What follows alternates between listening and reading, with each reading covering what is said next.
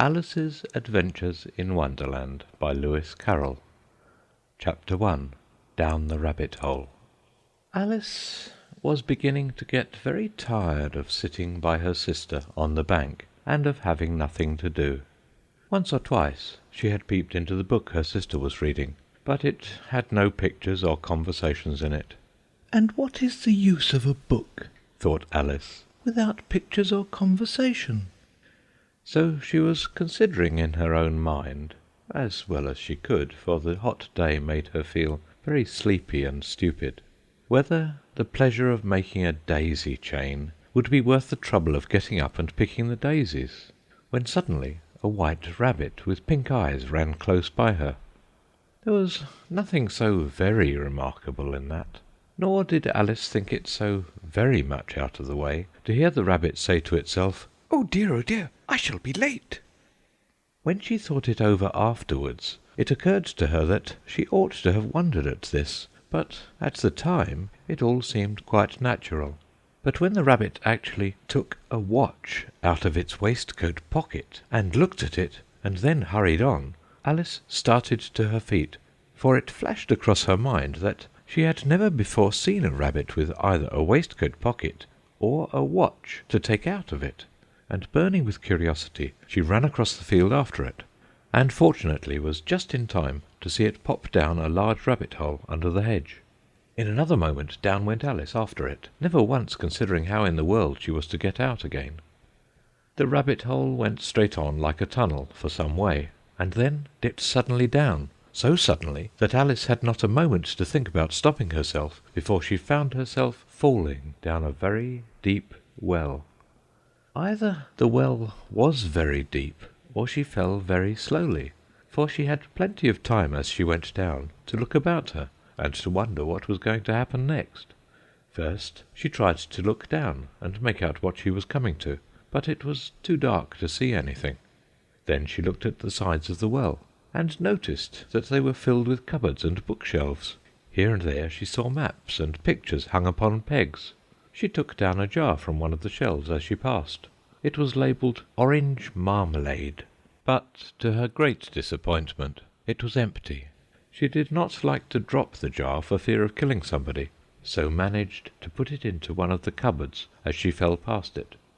"Well," thought Alice to herself, "after such a fall as this, I shall think nothing of tumbling downstairs. How brave they'll all think me at home! Why, I wouldn't say anything about it, even if I fell off the top of the house." Which was very likely true.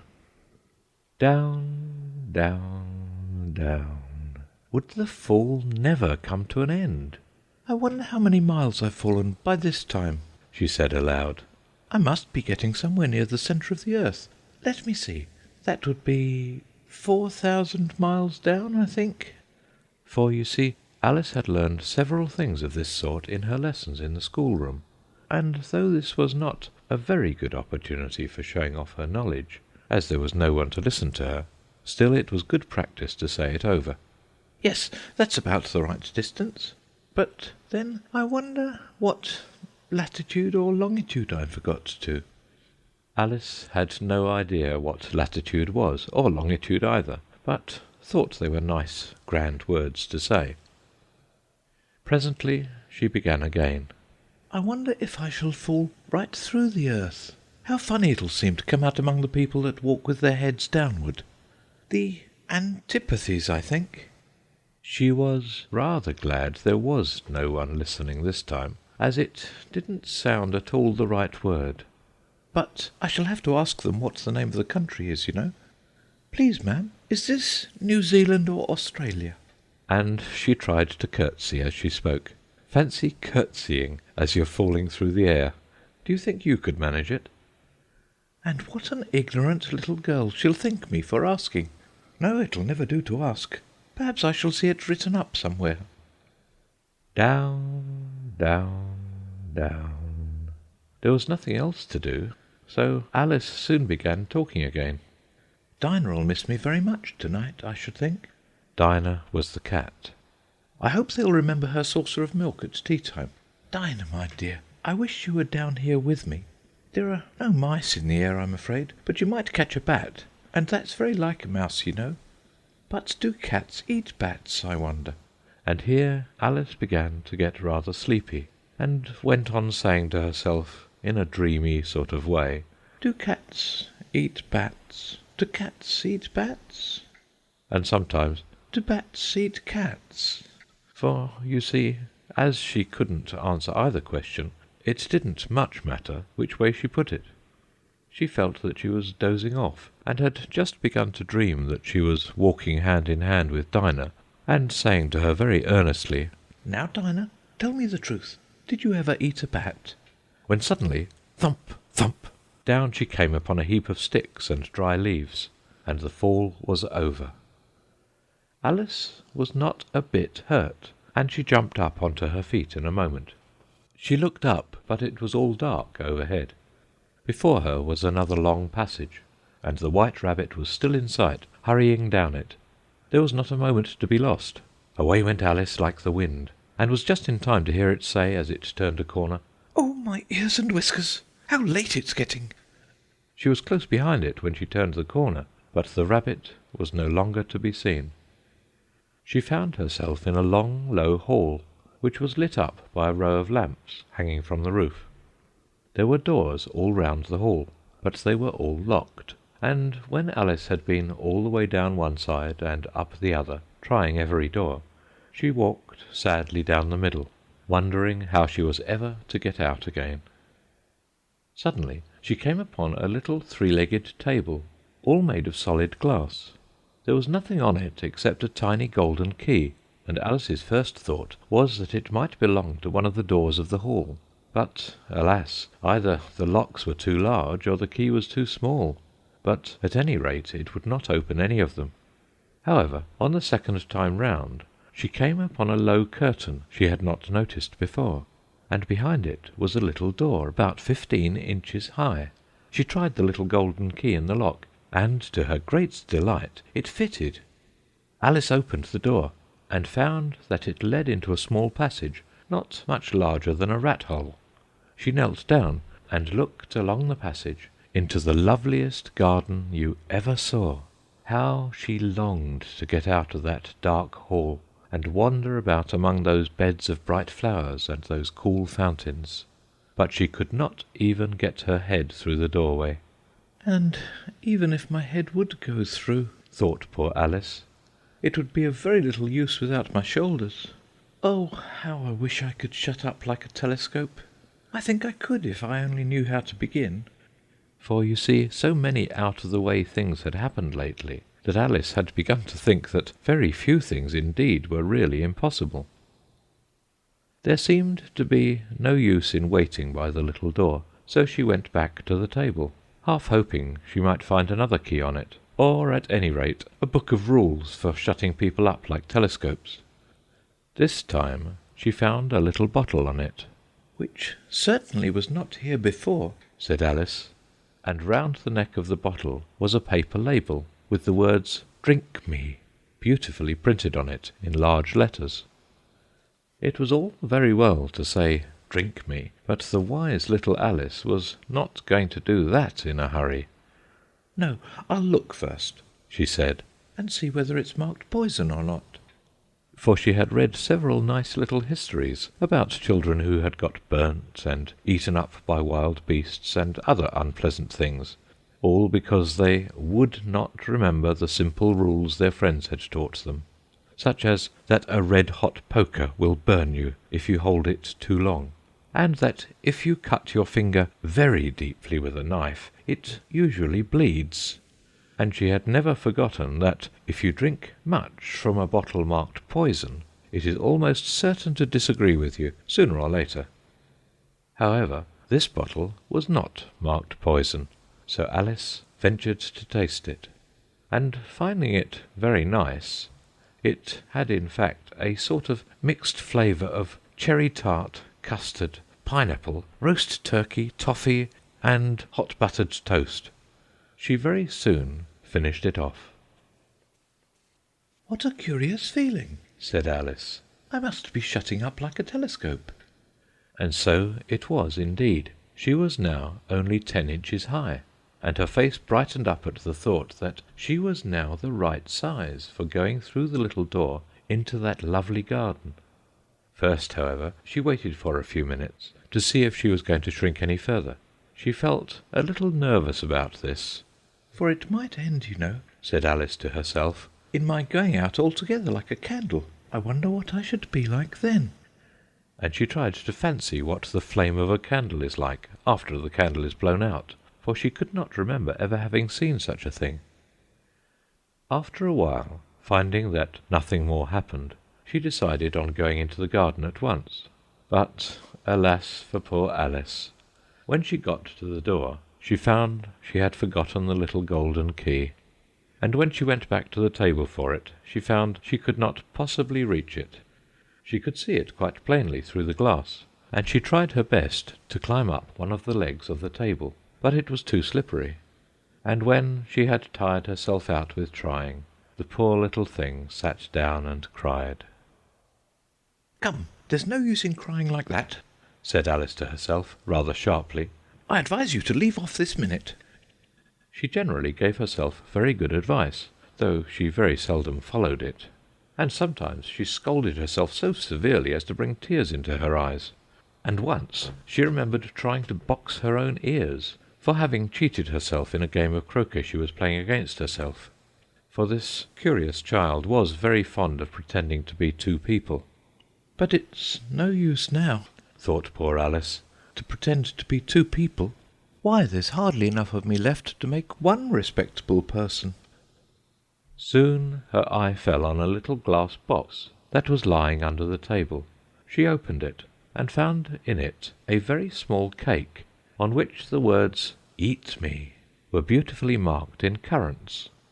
"Well, I'll eat it," said Alice, "and if it makes me grow larger, I can reach the key, and if it makes me grow smaller, I can creep under the door. So either way I'll get into the garden, and I don't care which happens." She ate a little bit, and said anxiously to herself, "Which way? Which way?" holding her hand on the top of her head to feel which way it was growing, and she was quite surprised to find that she remained the same size. To be sure, this generally happens when one eats cake, but Alice had got so much into the way of expecting nothing but out-of-the-way things to happen, that it seemed quite dull and stupid for life to go on in the common way. So she set to work, and very soon finished off the cake. End of chapter 1.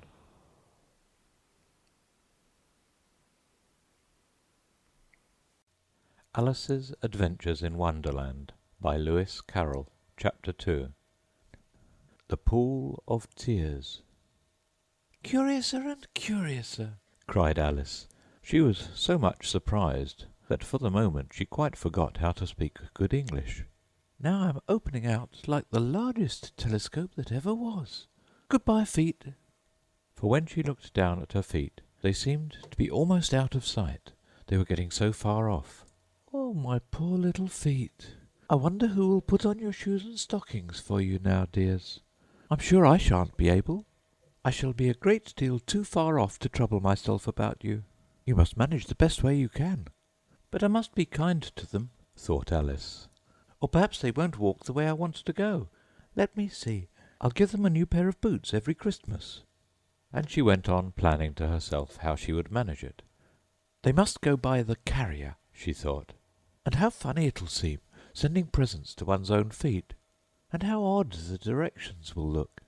Alice's right foot, Esquire. Hearthrug, near the fender, with Alice's love. Oh dear, what nonsense I'm talking."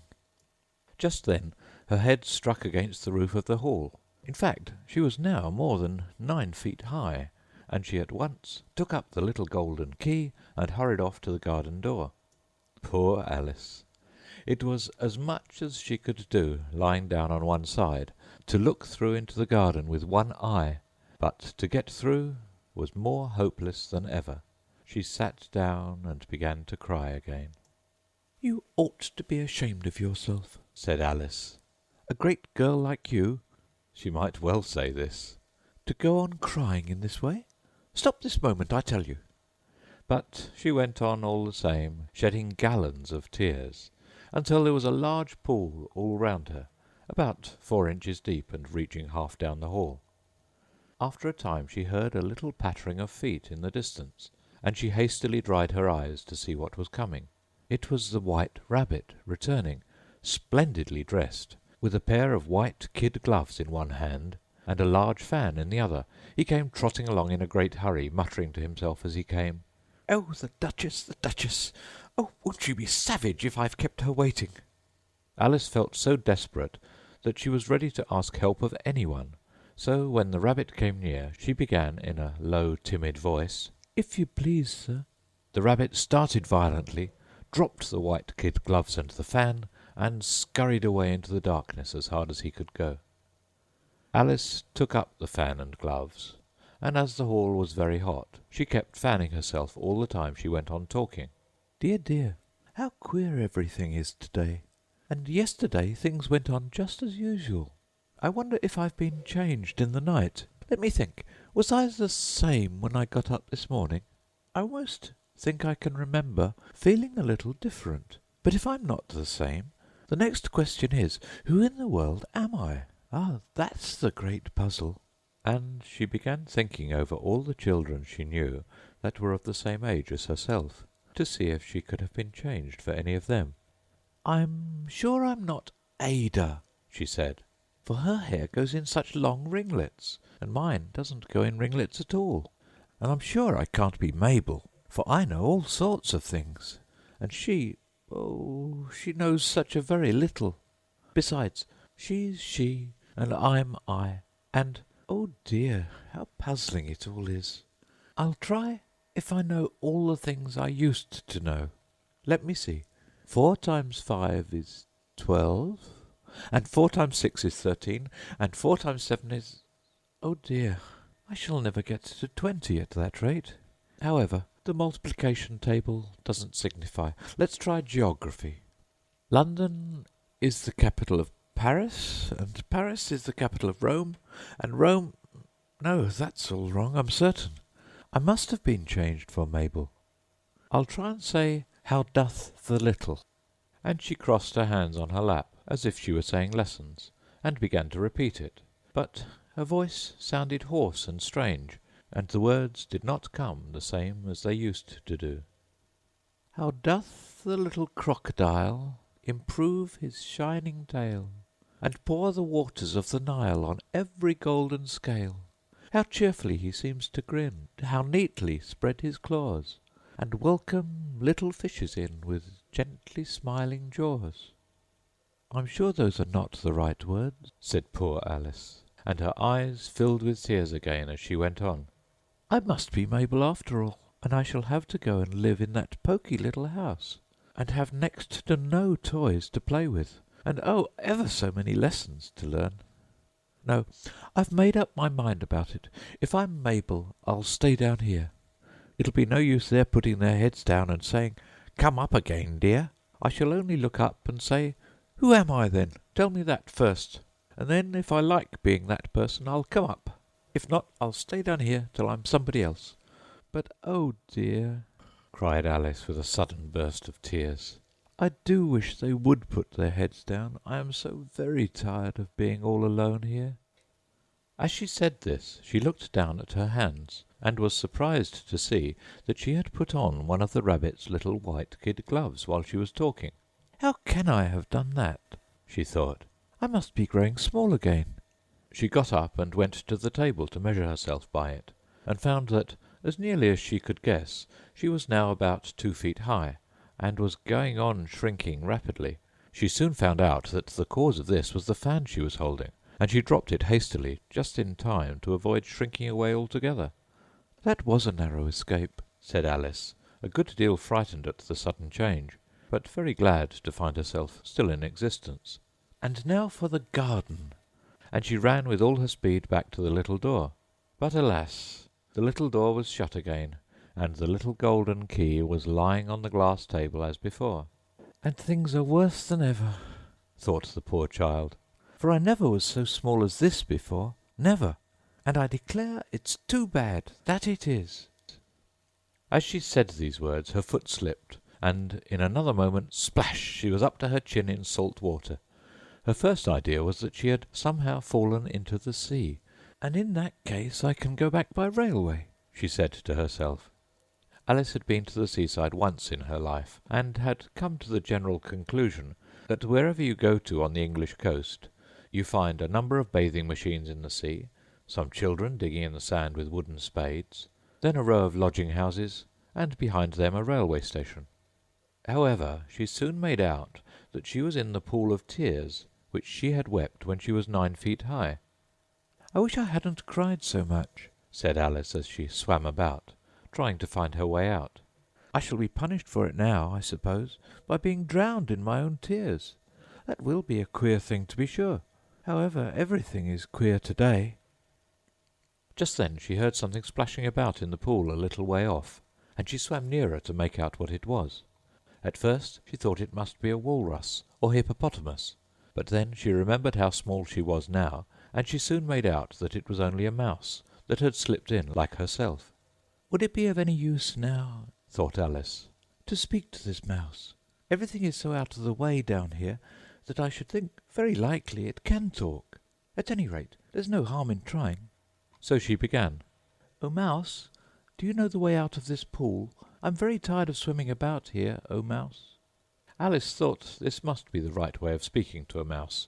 She had never done such a thing before, but she remembered having seen in her brother's Latin grammar, "A mouse, of a mouse, to a mouse, O mouse."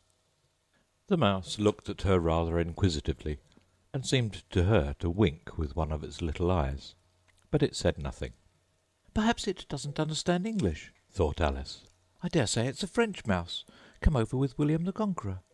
For, with all her knowledge of history, Alice had no very clear notion how long ago anything had happened.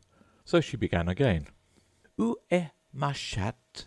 which was the first sentence in her French lesson book.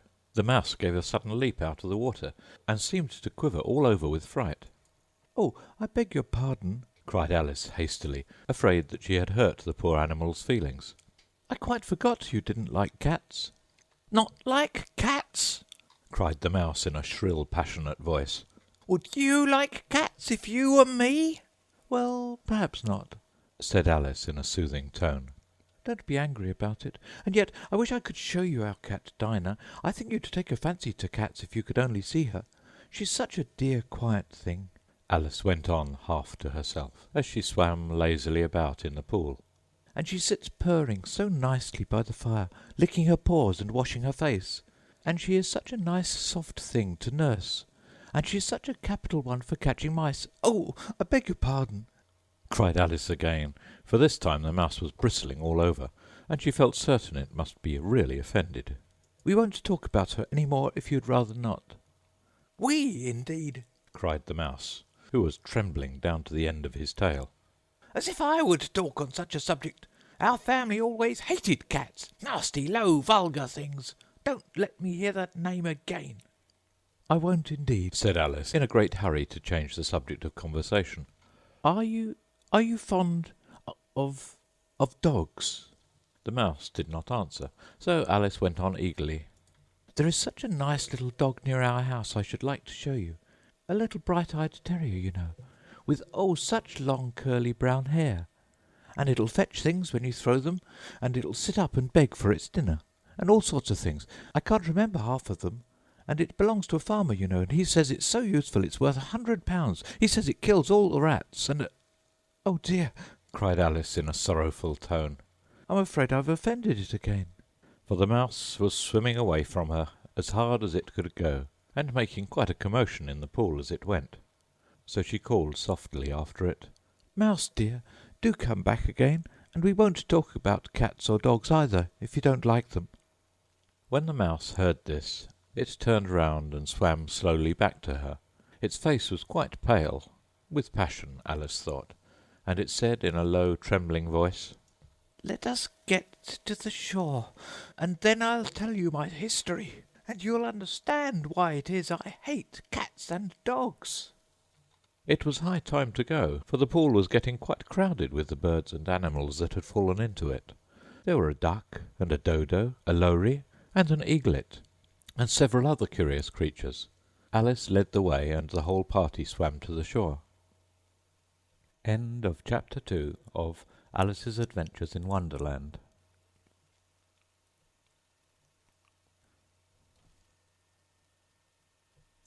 Alice's Adventures in Wonderland by Lewis Carroll. Chapter 3. A Caucus Race and a Long Tail. They were indeed a queer-looking party that assembled on the bank, the birds with draggled feathers, the animals with their fur clinging close to them, and all dripping wet, cross, and uncomfortable. The first question, of course, was how to get dry again. They had a consultation about this, and after a few minutes it seemed quite natural to Alice to find herself talking familiarly with them, as if she had known them all her life. Indeed, she had quite a long argument with the lory, who at last turned sulky and would only say, "I am older than you, and must know better." And this Alice would not allow without knowing how old it was, and as the lory positively refused to tell its age, there was no more to be said. At last the mouse, who seemed to be a person of authority among them, called out, "Sit down, all of you, and listen to me. I'll soon make you dry enough."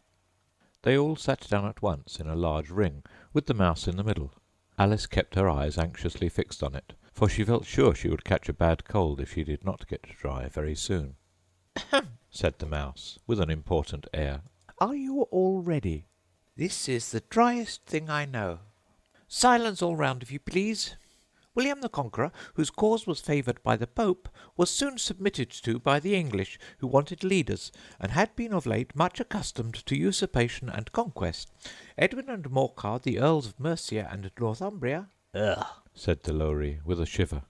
"I beg your pardon?" said the mouse, frowning, but very politely. "Did you speak?" "Not I," said the lory, hastily. "I thought you did," said the mouse. "I proceed. Edwin and Morcar, the Earls of Mercia and Northumbria, declared for him, and even Stigand, the patriotic Archbishop of Canterbury, found it advisable—" "Found what?" said the duck. "Found it," the mouse replied rather crossly. "Of course you know what it means?" "I know what it means well enough when I find a thing," said the duck. "It's generally a frog or a worm. The question is, what did the Archbishop find?" The mouse did not notice this question, but hurriedly went on. "Found it advisable to go with Edgar Atheling to meet William and offer him the crown. William's conduct at first was moderate, but the insolence of his Normans— How are you getting on now, my dear?" it continued, turning to Alice as it spoke. "As wet as ever," said Alice in a melancholy tone. "It doesn't seem to dry me at all." "In that case," said the dodo solemnly, rising to its feet, "I move that the meeting adjourn, for the immediate adoption of more energetic remedies." "Speak English," said the eaglet. "I don't know the meaning of half those long words, and what's more, I don't believe you do either." And the eaglet bent down its head to hide a smile. Some of the other birds tittered audibly. "What I was going to say," said the dodo in an offended tone, "was that the best thing to get us dry would be a caucus race." "What is a caucus race?" said Alice, not that she wanted much to know, but the dodo had paused as if it thought that somebody ought to speak, and no one else seemed inclined to say anything. "Why," said the dodo, "the best way to explain it is to do it. And as you might like to try the thing yourself some winter day, I will tell you how the dodo managed it. First it marked out a racecourse, in a sort of circle. The exact shape doesn't matter, it said. And then all the party were placed along the course, here and there. There was no 1, 2, 3, and away, but they began running when they liked, and left off when they liked, so that it was not easy to know when the race was over. However, when they had been running half an hour or so, and were quite dry again, the dodo suddenly called out, "The race is over!" And they all crowded round it, panting, and asking, "But who has won?" This question the dodo could not answer without a great deal of thought, and it sat for a long time with one finger pressed upon its forehead, the position in which you usually see Shakespeare in the pictures of him, while the rest waited in silence. At last the Dodo said, "Everybody has one, and all must have prizes." "But who is to give the prizes?" quite a chorus of voices asked. "Why, she, of course," said the Dodo, pointing to Alice with one finger, and the whole party at once crowded round her, calling out in a confused way, "Prizes! Prizes!" Alice had no idea what to do, and in despair she put her hand in her pocket and pulled out a box of comfits. Luckily the salt water had not got into it, and handed them round as prizes. There was exactly one apiece all round. "But she must have a prize herself, you know," said the Mouse. "Of course," the Dodo replied very gravely. "What else have you got in your pocket?" He went on, turning to Alice. "Only a thimble," said Alice sadly. "Hand it over here," said the Dodo. Then they all crowded round her once more, while the Dodo solemnly presented the thimble, saying, "We beg your acceptance of this elegant thimble." And when it had finished this short speech, they all cheered. Alice thought the whole thing very absurd, but they all looked so grave that she did not dare to laugh, and as she could not think of anything to say, she simply bowed, and took the thimble, looking as solemn as she could. The next thing was to eat the comfits. This caused some noise and confusion, as the large birds complained that they could not taste theirs, and the small ones choked and had to be patted on the back. However, it was over at last, and they sat down again in a ring, and begged the Mouse to tell them something more. "You promised to tell me your history, you know," said Alice. "and why it is you hate C and D," she added in a whisper, half afraid that it would be offended again. "Mine is a long and a sad tale," said the Mouse, turning to Alice and sighing. "It is a long tale, certainly," said Alice, looking down with wonder at the Mouse's tail. "But why do you call it sad?" And she kept on puzzling about it while the Mouse was speaking, so that her idea of the tale was something like this. "Fury said to a mouse that he met in the house, 'Let us both go to law. I will prosecute you. Come, I'll take no denial. We must have a trial, for really this morning I've nothing to do.' Said the mouse to the cur, 'Such a trial, dear sir, with no jury or judge would be wasting our breath.' 'I'll be judge, I'll be jury,' said cunning old Fury. 'I'll try the whole cause and condemn you to death.' 'You're not attending,' said the Mouse to Alice severely. 'What are you thinking of?' 'I beg your pardon,' said Alice very humbly. 'You had got to the fifth bend, I think.' 'I had not,' cried the Mouse sharply and very angrily. 'A knot?' said Alice, always ready to make herself useful, and looking anxiously about her. 'Oh, do let me help to undo it.' 'I shall do nothing of the sort,' said the Mouse, getting up and walking away. 'You insult me by talking such nonsense.' 'I didn't mean it,' pleaded poor Alice. 'But you're so easily offended, you know.' The Mouse only growled in reply. 'Please come back and finish your story,' Alice called after it, and the others all joined in chorus. 'Yes, please do.' But the Mouse only shook its head impatiently, and walked a little quicker.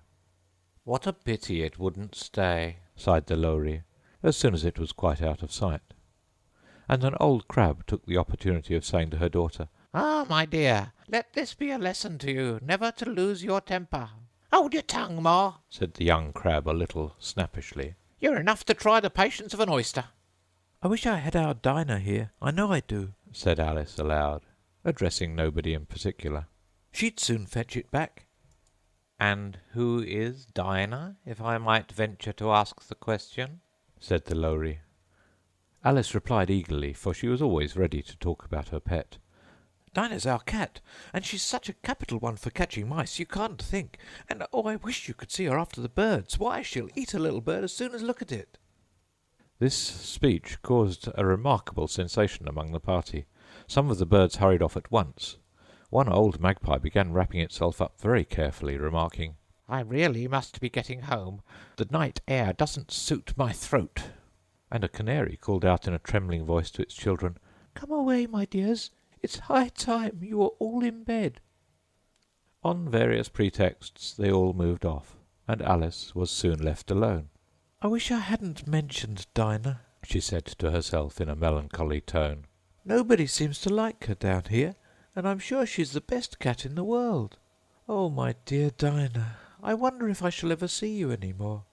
And here poor Alice began to cry again, for she felt very lonely and low-spirited. In a little while, however, she again heard a little pattering of footsteps in the distance, and she looked up eagerly, half hoping that the mouse had changed his mind and was coming back to finish his story. End of Chapter 3 of Alice's Adventures in Wonderland.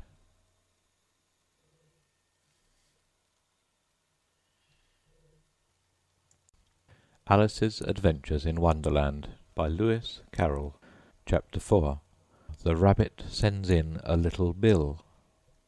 It was the White Rabbit, trotting slowly back again, and looking anxiously about it as it went, as if it had lost something, and she heard it muttering to itself, "The Duchess! The Duchess! Oh, my dear paws! Oh, my fur and whiskers! She'll get me executed, as sure as ferrets are ferrets! Where can I have dropped them, I wonder?" Alice guessed in a moment that it was looking for the fan and the pair of white kid gloves, and she very good-naturedly began hunting about for them, but they were nowhere to be seen. Everything seemed to have changed since her swim in the pool, and the great hall with the glass table and the little door had vanished completely. Very soon the rabbit noticed Alice as she went hunting about, and called out to her in an angry tone, "Why, Mary Ann, what are you doing out here?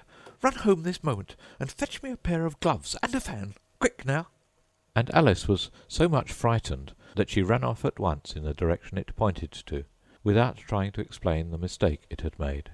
"He took me for his housemaid," she said to herself as she ran.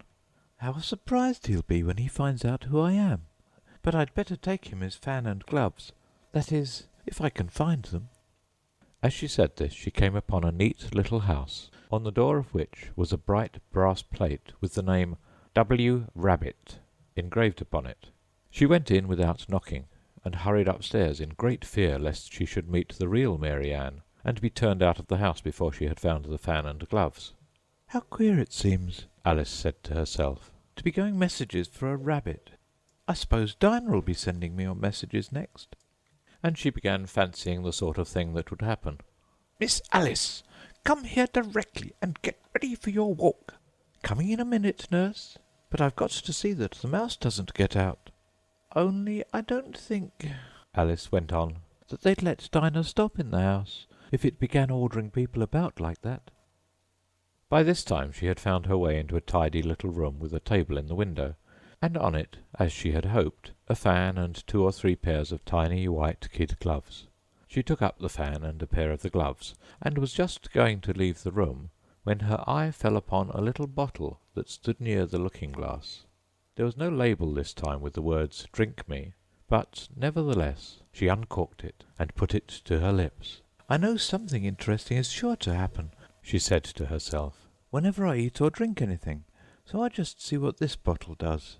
I do hope it'll make me grow large again, for really I'm quite tired of being such a tiny little thing."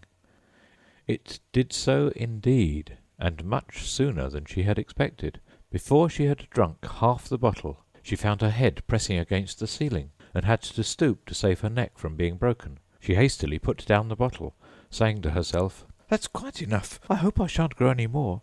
As it is, I can't get out of the door. I do wish I hadn't drunk quite so much." Alas, it was too late to wish that. She went on growing, and very soon had to kneel down on the floor. In another minute there was not even room for this, and she tried the effect of lying down with one elbow against the door and the other arm curled round her head. Still she went on growing, and as a last resort she put one arm out of the window and one foot up the chimney, and said to herself, "Now I can do no more. Whatever happens, what will become of me?" Luckily for Alice, the little magic bottle had now had its full effect, and she grew no larger. Still, it was very uncomfortable, and as there seemed to be no sort of chance of her ever getting out of the room again, no wonder she felt unhappy. "It was very much pleasanter at home," thought poor Alice, "when one wasn't always growing larger and smaller, and being ordered about by mice and rabbits. I almost wished I hadn't gone down that rabbit-hole. And yet it's rather curious, you know, this sort of life. I do wonder what can have happened to me." When I used to read fairy tales, I fancied that kind of thing never happened, and now here I am in the middle of one. There ought to be a book written about me, that there ought, and when I grow up I'll write one. But I'm grown up now, she added in a sorrowful tone. At least there's no room to grow up any more here. But then, thought Alice, shall I never get any older than I am now? That'll be a comfort one way, never to be an old woman, but then always to have lessons to learn. Oh, I shouldn't like that. Oh, you foolish Alice, she answered herself. How can you learn lessons in here?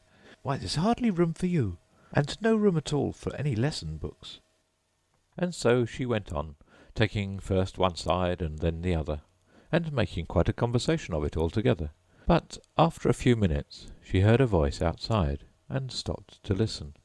Mary Ann, said the voice, fetch me my gloves, this moment. Then came a little pattering of feet on the stairs. Alice knew it was the rabbit coming to look for her, and she trembled till she shook the house, quite forgetting that she was now about 1,000 times as large as the rabbit, and had no reason to be afraid of it. Presently the rabbit came up to the door and tried to open it, but as the door opened inwards, and Alice's elbow was pressed hard against it, that attempt proved a failure. Alice heard it say to itself, Then I'll go round and get in at the window. That you won't, thought Alice, and after waiting till she fancied she heard the rabbit just under the window, she suddenly spread out her hand and made a snatch in the air. She did not get hold of anything, but she heard a little shriek and a fall and a crash of broken glass, from which she concluded that it was just possible it had fallen into a cucumber frame or something of the sort. Next came an angry voice, the rabbit's. Pat, where are you? And then a voice she had never heard before. Sure then I'm here, digging for apples, your honour. Digging for apples indeed, said the rabbit angrily. Here, come and help me out of this. Sounds of more broken glass. Now, tell me, Pat, what's that in the window? Sure, and it's an arm, your honour. He pronounced it arm. An arm, you goose? Who ever saw one that size? Why, it fills the whole window. Sure it does, your honour, but it's an arm for all that. Well, it's got no business there at any rate. Go and take it away. There was a long silence after this, and Alice could only hear whispers now and then, such as, Sure, and I don't like it, your honour, at all. Do as I tell you, you coward. And at last she spread out her hand again, and made another snatch in the air. This time there were 2 little shrieks, and more sounds of broken glass. What a number of cucumber frames there must be, thought Alice. I wonder what they'll do next. As for pulling me out of the window, I only wish they could. I'm sure I don't want to stay in here any longer. She waited for some time without hearing anything more. At last came a rumbling of little cartwheels, and the sound of a good many voices all talking together. She made out the words, Where's the other ladder? Why, I hadn't to bring but one. Bill's got the other. Bill, fetch it here, lad. Here, put 'em up at this corner. No, tie 'em together first. They don't reach half high enough yet. Oh, they'll do well enough. Don't be particular. Here, Bill, catch hold of this rope. Will the roof bear? Mind that loose slate. Oh, it's coming down. Heads below. A loud crash. Now, who did that? It was Bill, I fancy. Who's to go down the chimney? No, I shan't. You do it. That I won't, then. Bill's to go down. Here, Bill. The master says you're to go down the chimney. Oh, so Bill's got to come down the chimney, has he? Said Alice to herself. Shy, they seem to put everything upon Bill. I wouldn't be in Bill's place for a good deal. This fireplace is narrowed, to be sure, but I think I can kick a little. She drew her foot as far down the chimney as she could, and waited till she heard a little animal, she couldn't guess of what sort it was, scratching and scrambling about in the chimney close above her. Then, saying to herself, This is Bill, she gave one sharp kick, and waited to see what would happen next. The first thing she heard was a general chorus of, There goes Bill! Then the rabbit's voice along, Catch him, you by the hedge! Then silence, and then another confusion of voices. Hold up his head! Brandy now! Don't choke him! How was it, old fellow? What happened to you? Tell us all about it. Last came a little, feeble, squeaking voice. That's Bill, thought Alice. Well, I hardly know. No more, thank you. I'm better now, but I'm a great deal too flustered to tell you. All I know is something comes at me like a jack-in-a-box, and up I goes like a skyrocket. So you did, old fellow, said the others. We must burn the house down," said the rabbit's voice, and Alice called out as loud as she could, "If you do, I'll set Dinah at you." There was a dead silence instantly, and Alice thought to herself, "I wonder what they will do next. If they had any sense, they'd take the roof off." After a minute or two they began moving about again, and Alice heard the rabbit say, "A barrowful will do, to begin with." A barrowful of what? thought Alice. But she had not long to doubt, for the next moment a shower of little pebbles came rattling in at the window, and some of them hit her in the face. "I'll put a stop to this," she said to herself, and shouted out, "You'd better not do that again," which produced another dead silence. Alice noticed with some surprise that the pebbles were all turning into little cakes as they lay on the floor, and a bright idea came into her head. "If I eat one of these cakes," she thought, "it's sure to make some change in my size, and as it can't possibly make me larger, it must make me smaller, I suppose." So she swallowed one of the cakes, and was delighted to find that she began shrinking directly. As soon as she was small enough to get through the door, she ran out of the house, and found quite a crowd of little animals and birds waiting outside. The poor little lizard Bill was in the middle, being held up by 2 guinea pigs, who were giving it something out of a bottle. They all made a rush at Alice the moment she appeared, but she ran off as hard as she could, and soon found herself safe in a thick wood. "The first thing I've got to do," said Alice to herself, as she wandered about in the wood, "is to grow to my right size again, and the second thing is to find my way into that lovely garden. I think that will be the best plan." It sounded an excellent plan, no doubt, and very neatly and simply arranged.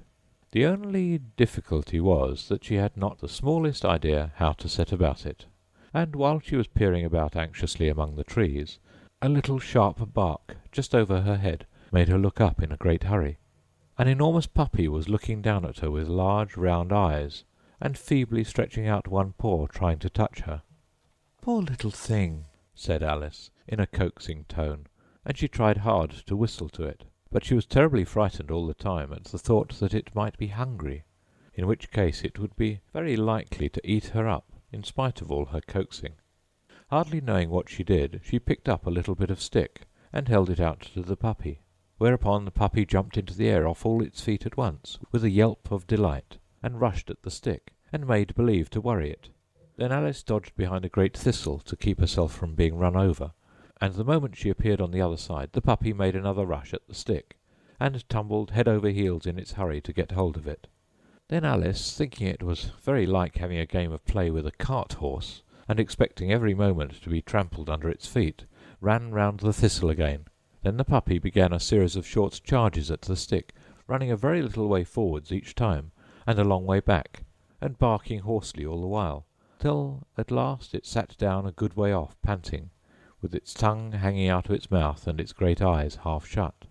This seemed to Alice a good opportunity for making her escape, so she set off at once, and ran till she was quite tired and out of breath, and till the puppy's bark sounded quite faint in the distance. "And yet what a dear little puppy it was," said Alice, as she leant against a buttercup to rest herself, and fanned herself with one of the leaves. "I should have liked teaching it tricks very much, if I'd only been the right size to do it. Oh dear, I'd nearly forgotten that I've got to grow up again. Let me see, how is it to be managed?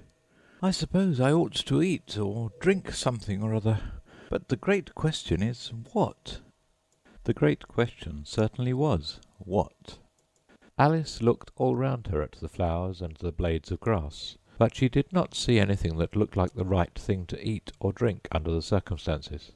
There was a large mushroom growing near her, about the same height as herself, and when she had looked under it, and on both sides of it, and behind it, it occurred to her that she might as well look and see what was on the top of it. She stretched herself up on tiptoe, and peered over the edge of the mushroom, and her eyes immediately met those of a large caterpillar, that was sitting on the top with its arms folded, quietly smoking a long hookah, and taking not the smallest notice of her or of anything else. End of Chapter 4 of Alice's Adventures in Wonderland.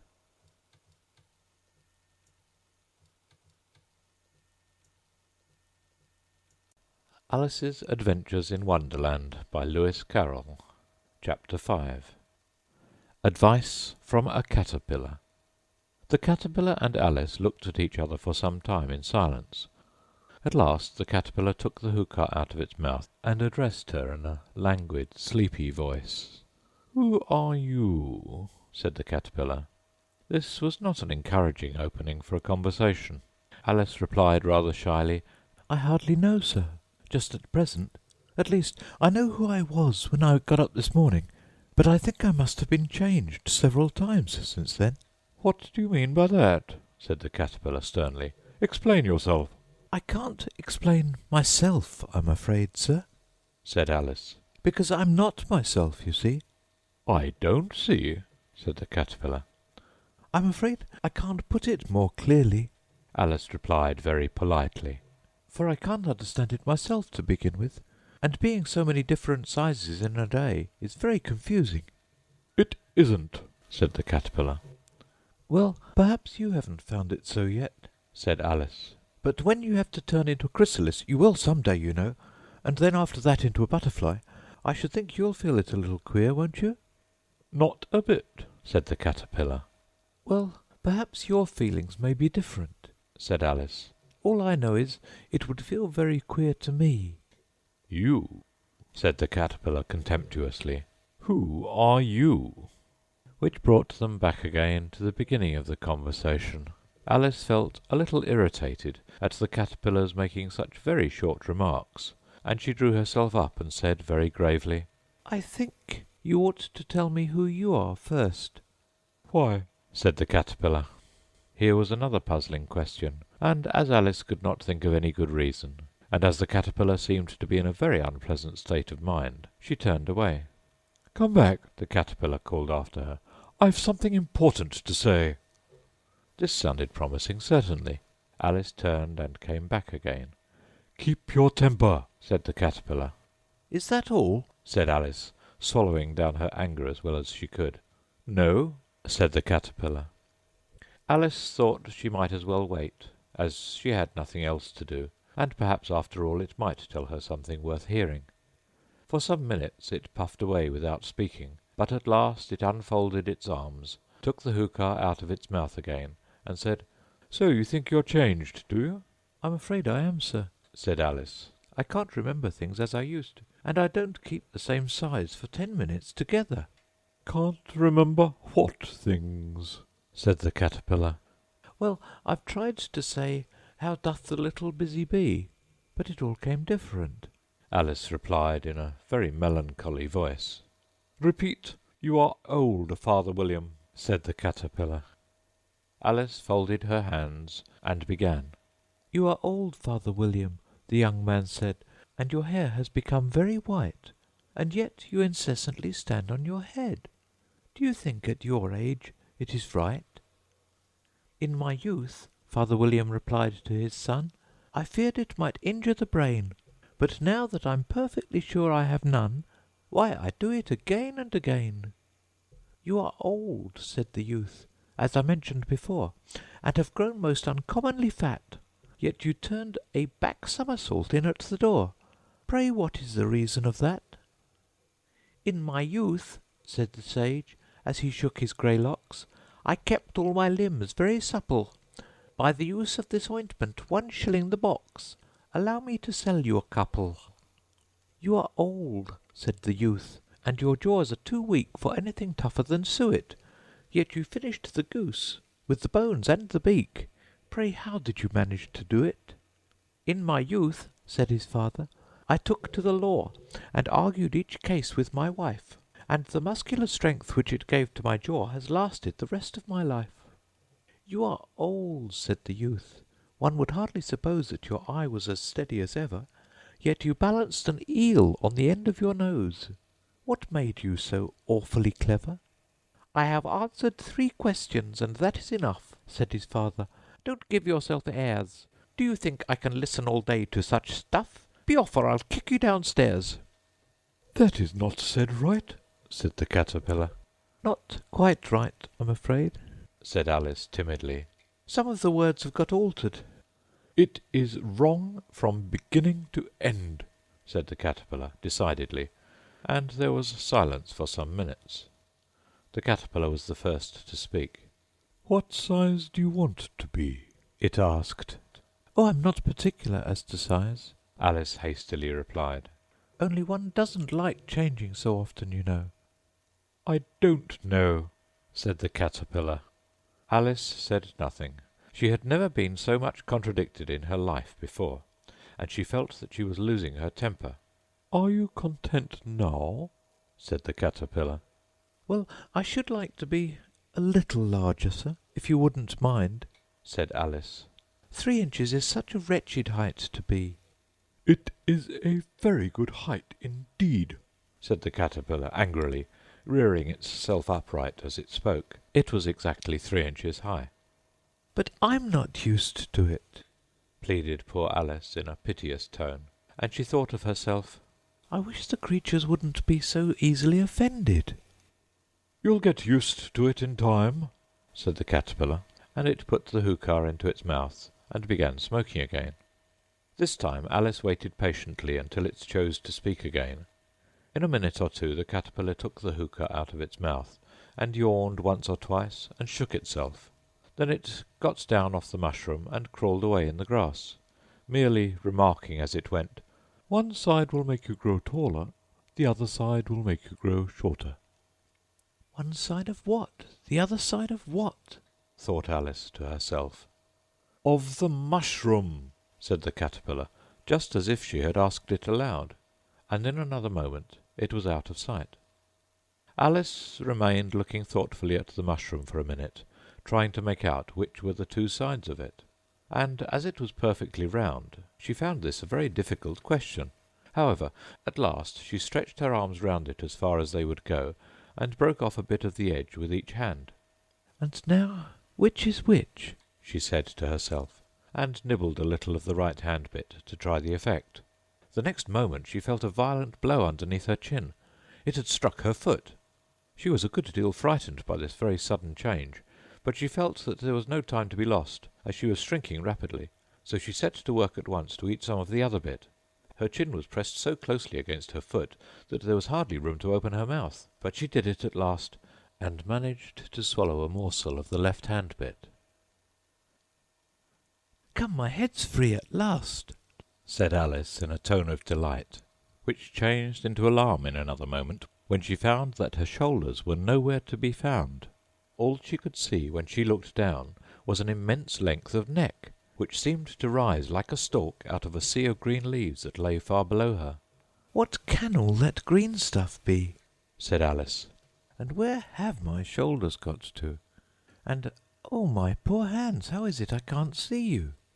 She was moving them about as she spoke, but no result seemed to follow, except a little shaking among the distant green leaves. As there seemed to be no chance of getting her hands up to her head, she tried to get her head down to them, and was delighted to find that her neck would bend about easily in any direction, like a serpent. She had just succeeded in curving it down into a graceful zigzag, and was going to dive in among the leaves, which she found to be nothing but the tops of the trees under which she had been wandering, when a sharp hiss made her draw back in a hurry. A large pigeon had flown into her face and was beating her violently with its wings. "Serpent!" screamed the pigeon. "I'm not a serpent," said Alice indignantly. "Let me alone." "Serpent, I say again," repeated the pigeon, but in a more subdued tone, and added with a kind of sob, "I've tried every way, and nothing seems to suit them." "I haven't the least idea what you're talking about," said Alice. "I've tried the roots of trees, and I've tried banks, and I've tried hedges," the pigeon went on, without attending to her, "but those serpents, there's no pleasing them." Alice was more and more puzzled, but she thought there was no use in saying anything more till the pigeon had finished. "As if it wasn't trouble enough hatching the eggs," said the pigeon, "but I must be on the lookout for serpents night and day. Why, I haven't had a wink of sleep these last 3 weeks." "I'm very sorry you've been annoyed," said Alice, who was beginning to see its meaning. "And just as I'd taken the highest tree in the wood," continued the pigeon, raising its voice to a shriek, "and just as I was thinking I should be free of them at last, they must needs come wriggling down from the sky. Ugh, serpent!" "But I'm not a serpent, I tell you," said Alice. I'm a... "Well, what are you?" said the pigeon. "I can see you're trying to invent something." I'm a little girl," said Alice rather doubtfully, as she remembered the number of changes she had gone through that day. "A likely story, indeed," said the pigeon in a tone of the deepest contempt.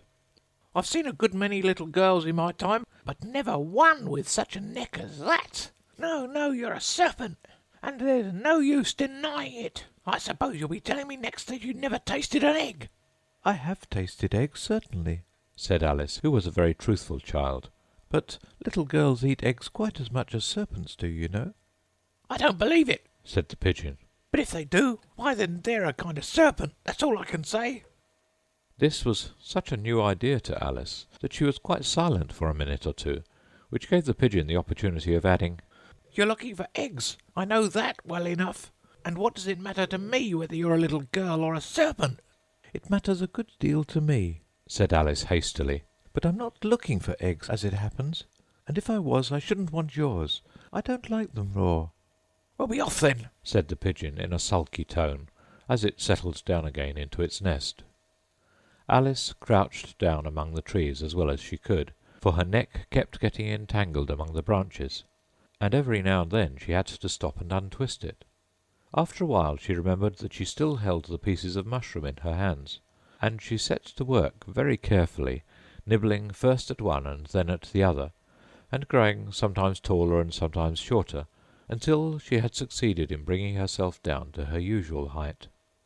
It was so long since she had been anything near the right size that it felt quite strange at first, but she got used to it in a few minutes, and began talking to herself as usual. "Come, there's half my plan done now. How puzzling all these changes are! I'm never quite sure what I'm going to be from one minute to another. However, I've got back to my right size. The next thing is to get into that beautiful garden. How is that to be done, I wonder?" As she said this, she came suddenly upon an open place with a little house in it, about 4 feet high. "Whoever lives there," thought Alice, "it'll never do to come upon them this size. Why, I should frighten them out of their wits." So she began nibbling at the right-hand bit again, and did not venture to go near the house till she had brought herself down to 9 inches high. End of Chapter 5 of Alice's Adventures in Wonderland.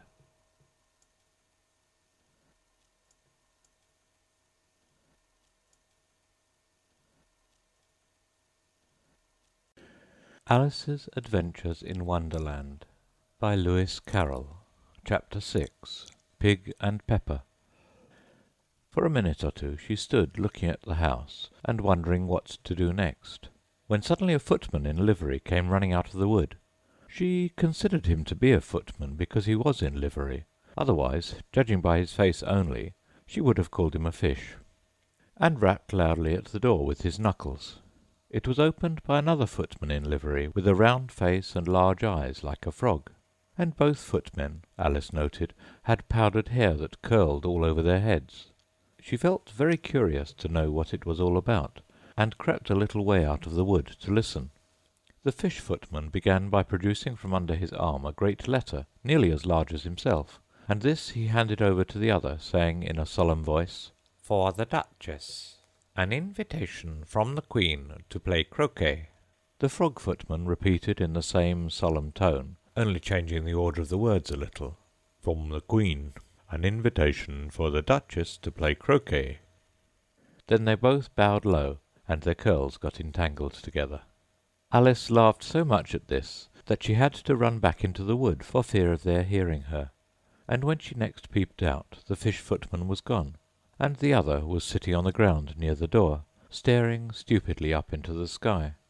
Alice went timidly up to the door and knocked. "There's no sort of use in knocking," said the footman. "First, because I'm on the same side of the door as you are. Secondly, because they're making such a noise inside no one could possibly hear you."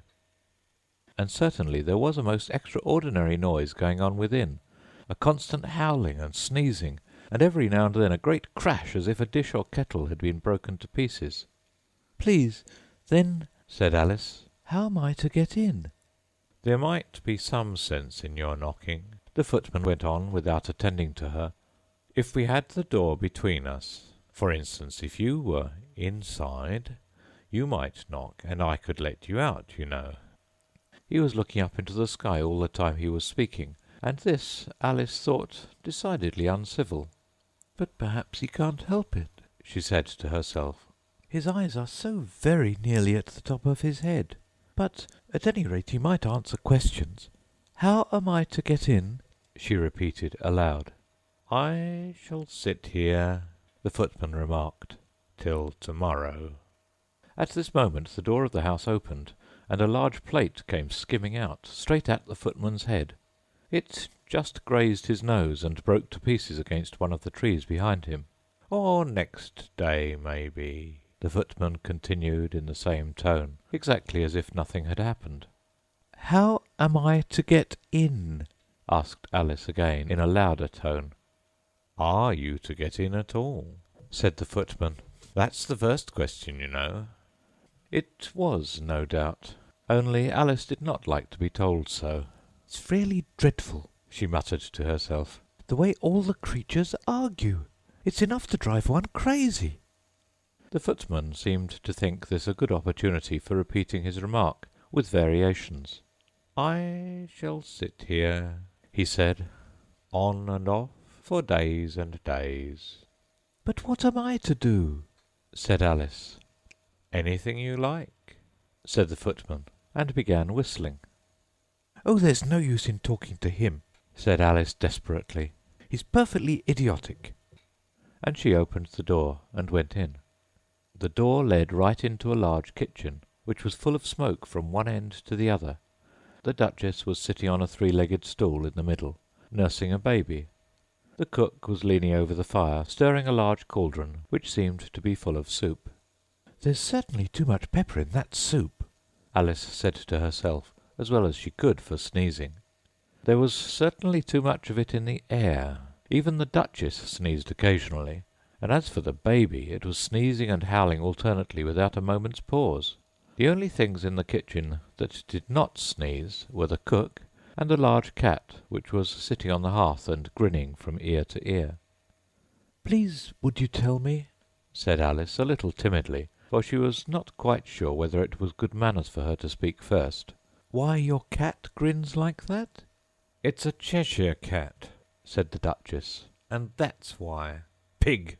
She said the last word with such sudden violence that Alice quite jumped, but she saw in another moment that it was addressed to the baby, and not to her, so she took courage and went on again. "I didn't know that Cheshire Cats always grinned. In fact, I didn't know that cats could grin." "They all can," said the Duchess, "and most of 'em do." "I don't know of any that do," Alice said very politely, feeling quite pleased to have got into a conversation. "You don't know much," said the Duchess, "and that's a fact." Alice did not at all like the tone of this remark, and thought it would be as well to introduce some other subject of conversation. While she was trying to fix on one, the cook took the cauldron of soup off the fire, and at once set to work, throwing everything within her reach at the Duchess and the baby. The fire-irons came first, then followed a shower of saucepans, plates, and dishes. The Duchess took no notice of them, even when they hit her, and the baby was howling so much already that it was quite impossible to say whether the blows hurt it or not. "Oh, please mind what you're doing!" cried Alice, jumping up and down in an agony of terror. "Oh, there goes his precious nose!" as an unusually large saucepan flew close by it, and very nearly carried it off. "If everybody minded their own business," the Duchess said in a hoarse growl, "the world would go round a great deal faster than it does." "Which would not be an advantage," said Alice, who felt very glad to get an opportunity of showing off a little of her knowledge. "Just think of what work it would make with the day and night. You see, the earth takes 24 hours to turn round on its axis." "Talking of axes," said the Duchess, "chop off her head." Alice glanced rather anxiously at the cook, to see if she meant to take the hint, but the cook was busily stirring the soup, and seemed not to be listening. So she went on again. 24 hours, I think, or is it 12? "Oh, don't bother me," said the Duchess. "I never could abide figures." And with that she began nursing her child again, singing a sort of lullaby to it as she did so, and giving it a violent shake at the end of every line. "Speak roughly to your little boy, and beat him when he sneezes. He only does it to annoy, because he knows it teases." Chorus, in which the cook and the baby joined. Wow, wow, wow. While the Duchess sang the second verse of the song, she kept tossing the baby violently up and down, and the poor little thing howled so that Alice could hardly hear the words. "I speak severely to my boy, I beat him when he sneezes, for he can thoroughly enjoy the pepper when he pleases." Chorus. Wow, wow, wow. "Here, you may nurse it a bit if you like," the Duchess said to Alice, flinging the baby at her as she spoke. "I must go and get ready to play croquet with the Queen." And she hurried out of the room. The cook threw a frying-pan after her as she went out, but it just missed her. Alice caught the baby with some difficulty, as it was a queer-shaped little creature, and held out its arms and legs in all directions. "Just like a starfish," thought Alice. The poor little thing was snorting like a steam-engine when she caught it, and kept doubling itself up and straightening itself out again, so that altogether for the first minute or two it was as much as she could do to hold it. As soon as she had made out the proper way of nursing it, which was to twist it up into a sort of knot, and then keep tight hold of its right ear and left foot, so as to prevent its undoing itself, she carried it out into the open air. "If I don't take this child away with me," thought Alice, "they're sure to kill it in a day or two. Wouldn't it be murder to leave it behind?" She said the last words out loud, and the little thing grunted in reply. It had left off sneezing by this time. "Don't grunt," said Alice. "That's not at all a proper way of expressing yourself." The baby grunted again, and Alice looked very anxiously into its face to see what was the matter with it. There could be no doubt that it had a very turn-up nose, much more like a snout than a real nose. Also, its eyes were getting extremely small for a baby. Altogether, Alice did not like the look of the thing at all. But perhaps it was only sobbing, she thought, and looked into its eyes again to see if there were any tears. No, there were no tears. "If you're going to turn into a pig, my dear," said Alice seriously, "I'll have nothing more to do with you. Mind now." The poor little thing sobbed again, or grunted, it was impossible to say which, and they went on for some while in silence. Alice was just beginning to think to herself, "Now what am I to do with this creature when I get it home?" when it grunted again so violently that she looked down into its face in some alarm. This time there could be no mistake about it. It was neither more nor less than a pig, and she felt that it would be quite absurd for her to carry it further. So she set the little creature down, and felt quite relieved to see it trot away quietly into the wood. "If it had grown up," she said to herself, "it would have made a dreadfully ugly child, but it makes rather a handsome pig, I think." And she began thinking over other children she knew, who might do very well as pigs, and was just saying to herself, "If only one knew the right way to change them," when she was a little startled by seeing the Cheshire Cat sitting on a bough of a tree a few yards off. The cat only grinned when it saw Alice. It looked good-natured, she thought. Still, it had very long claws, and a great many teeth, so she felt that it ought to be treated with respect. "Cheshire Puss," she began, rather timidly, as she did not at all know whether it would like the name. However, it only grinned a little wider. "Come, it's pleased so far," thought Alice, and she went on, "Would you tell me, please, which way I ought to go from here?" "That depends a good deal on where you want to get to," said the cat. "I don't much care where," said Alice. "Then it doesn't matter which way you go," said the cat. "So long as I get somewhere," Alice added as an explanation. "Oh, you're sure to do that," said the cat, "if you only walk long enough." Alice felt that this could not be denied, so she tried another question. "What sort of people live about here?" "In that direction, the cat said, waving its right paw round, lives a hatter. And in that direction, waving the other paw, lives a March hare. Visit either you like. They're both mad. But I don't want to go among mad people, Alice remarked. Oh, you can't help that, said the cat. We're all mad here. I'm mad, you're mad. How do you know I'm mad? Said Alice. You must be, said the cat, or you wouldn't have come here. Alice didn't think that proved it at all. However, she went on. And how do you know that you're mad? To begin with, said the cat, a dog's not mad. You grant that? I suppose so, said Alice. Well then, the cat went on, you see, a dog growls when it's angry and wags its tail when it's pleased. Now, I growl when I'm pleased and wag my tail when I'm angry. Therefore, I'm mad. I call it purring, not growling, said Alice. Call it what you like, said the cat. Do you play croquet with the Queen today? I should like it very much, said Alice. But I haven't been invited yet. You'll see me there, said the cat, and vanished. Alice was not much surprised at this. She was getting so used to queer things happening. While she was looking at the place where it had been, it suddenly appeared again. By the by, what became of the baby? Said the cat. I'd nearly forgotten to ask. It turned into a pig, Alice quietly said, just as if it had come back in a natural way. I thought it would, said the cat, and vanished again.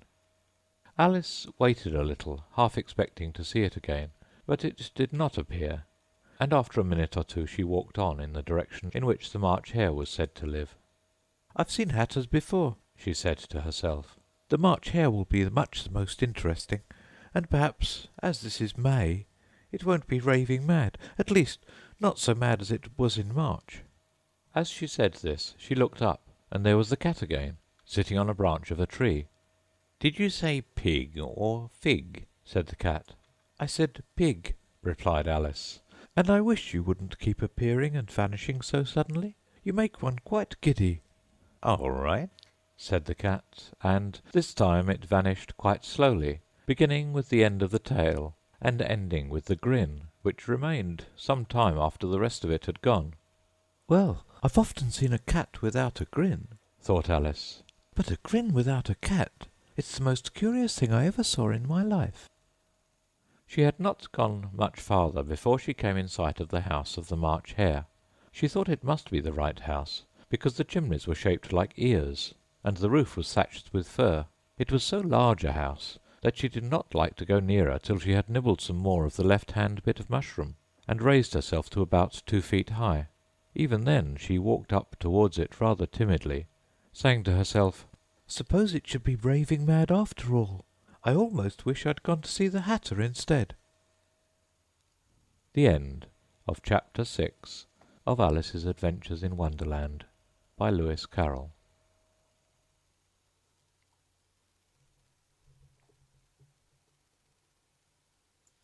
Alice's Adventures in Wonderland, Chapter 7 by Lewis Carroll. A Mad Tea Party. There was a table set out under a tree in front of the house, and the March hare and the hatter were having tea at it. A dormouse was sitting between them, fast asleep, and the other two were using it as a cushion, resting their elbows on it and talking over its head. Very uncomfortable for the dormouse, thought Alice. Only, as it's asleep, I suppose it doesn't mind. The table was a large one, but the three were all crowded together at one corner of it. No room, no room, they cried out when they saw Alice coming. There's plenty of room, said Alice indignantly, and she sat down in a large armchair at one end of the table. Have some wine, the March hare said in an encouraging tone. Alice looked all round the table, but there was nothing on it but tea. I don't see any wine, she remarked. There isn't any, said the March hare. Then it wasn't very civil of you to offer it, said Alice angrily. It wasn't very civil of you to sit down without being invited, said the March hare. I didn't know it was your table, said Alice. It's laid for a great many more than 3. Your hair wants cutting, said the hatter. He had been looking at Alice for some time, with great curiosity, and this was his first speech. "You should learn not to make personal remarks," Alice said with some severity. "It's very rude." The Hatter opened his eyes very wide on hearing this, but all he said was, "Why is a raven like a writing desk?" "Come, we shall have some fun now," thought Alice. "I'm glad they've begun asking riddles. I believe I can guess that," she added aloud. "Do you mean that you think you can find out the answer to it?" said the March Hare. "Exactly so," said Alice. "Then you should say what you mean," the March Hare went on. "I do," Alice hastily replied. "At least I mean what I say. That's the same thing, you know." "Not the same thing a bit," said the Hatter. "You might just as well say that I see what I eat is the same thing as I eat what I see." "You might as well say," added the March Hare, "that I like what I get is the same thing as I get what I like."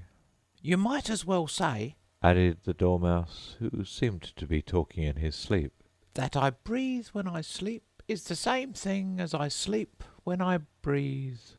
"It is the same thing with you," said the Hatter, and here the conversation dropped, and the party sat silent for a minute, while Alice thought over all she could remember about ravens and writing desks, which wasn't much. The Hatter was the first to break the silence. "What day of the month is it?" he said, turning to Alice. He had taken his watch out of his pocket, and was looking at it uneasily, shaking it every now and then, and holding it to his ear. Alice considered a little, and then said, "The 4th." "2 days wrong," sighed the Hatter. "I told you butter wouldn't suit the works," he added, looking angrily at the March Hare. "It was the best butter," the March Hare meekly replied. "Yes, but some crumbs must have got in as well," the Hatter grumbled. "You shouldn't have put it in with the bread knife." The March Hare took the watch and looked at it gloomily. Then he dipped it into his cup of tea and looked at it again, but he could think of nothing better to say than his first remark. "It was the best butter, you know." Alice had been looking over his shoulder with some curiosity. "What a funny watch," she remarked. "It tells the day of the month, and doesn't tell what o'clock it is." "Why should it?" muttered the Hatter. "Does your watch tell you what year it is?" "Of course not," Alice replied very readily. "But that's because it stays the same year for such a long time together." "Which is just the case with mine," said the Hatter. Alice felt dreadfully puzzled.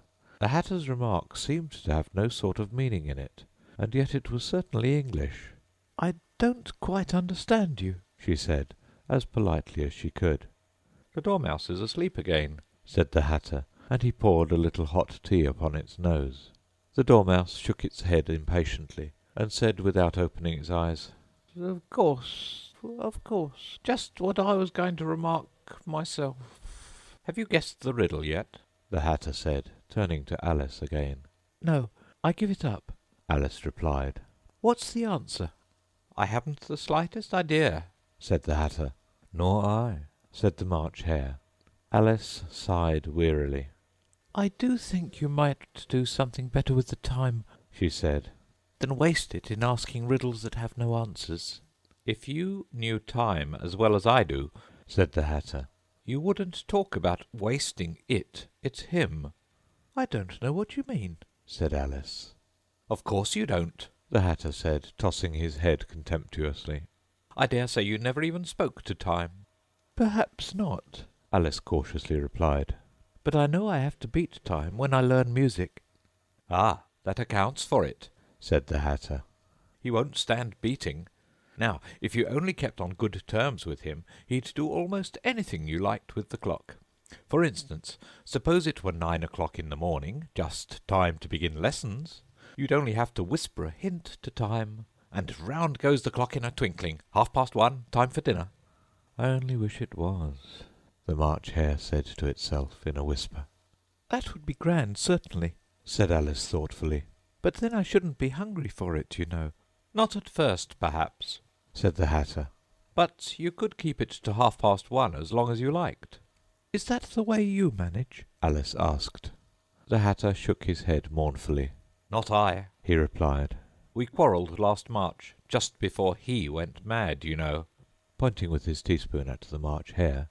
"It was at the great concert given by the Queen of Hearts, and I had to sing 'Twinkle, twinkle, little bat, how I wonder what you're at.' You know the song, perhaps?"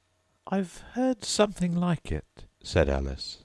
"It goes on, you know," the Hatter continued, "in this way. Up above the world you fly, like a tea-tray in the sky. Twinkle, twinkle—" Here the Dormouse shook itself and began singing in its sleep. "Twinkle, twinkle, twinkle, twinkle," and went on so long that they had to pinch it to make it stop. "Well, I'd hardly finished the first verse," said the Hatter, "when the Queen jumped up and bawled out, 'He's murdering the time! Off with his head!'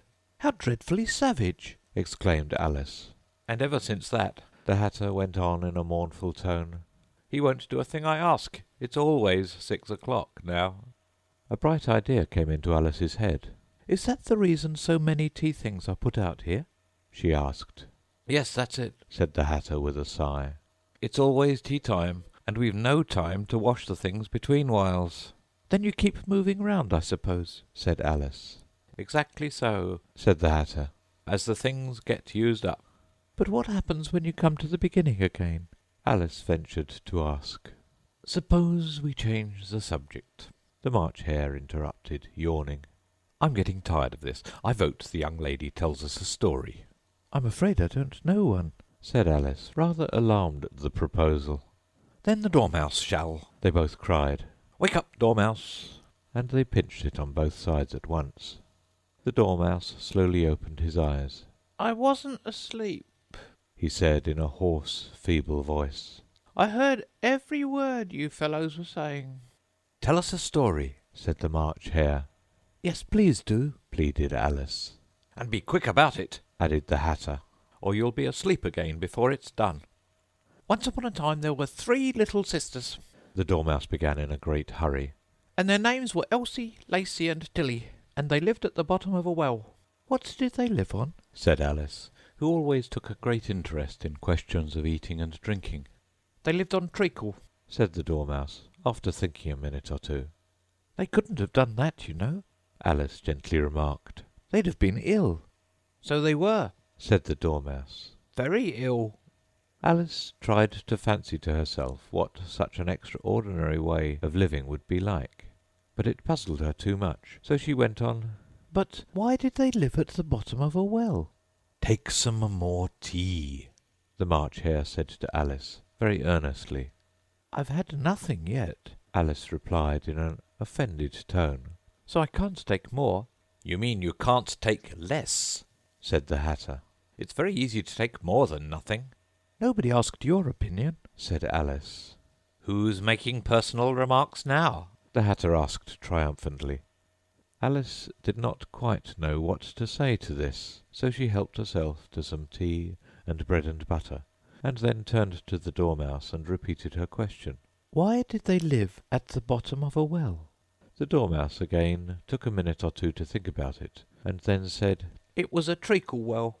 "There's no such thing," Alice was beginning very angrily, but the Hatter and the March Hare went, "Shh, shh," and the Dormouse sulkily remarked, "If you can't be civil, you'd better finish the story for yourself."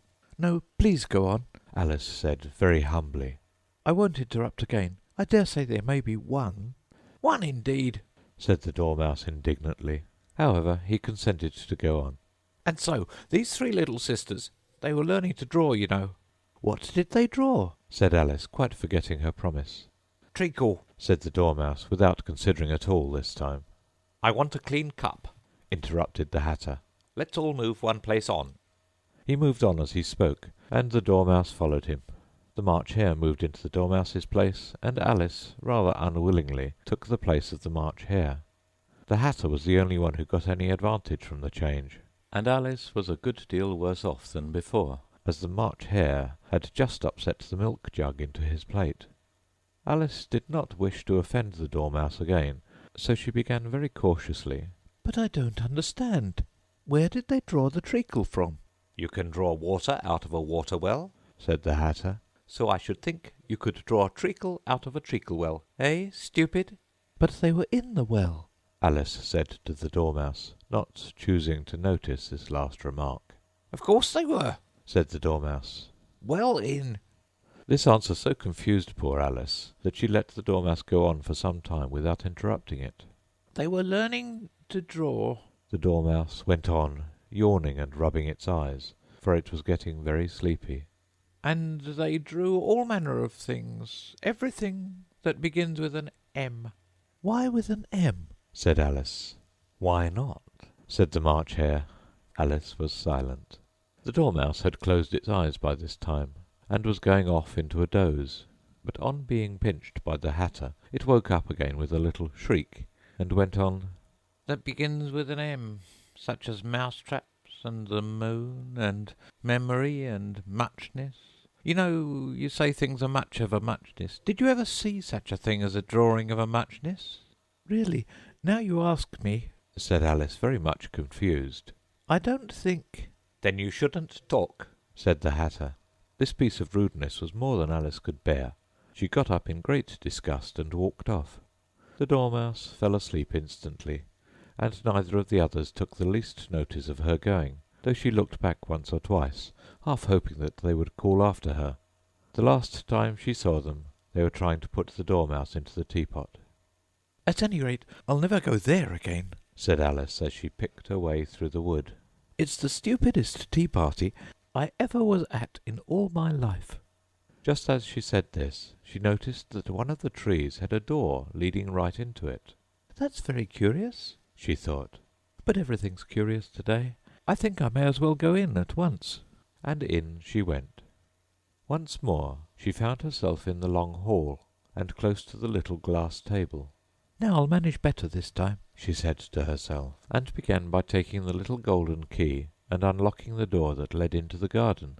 Then she went to work nibbling at the mushroom. She had kept a piece of it in her pocket, till she was about a foot high.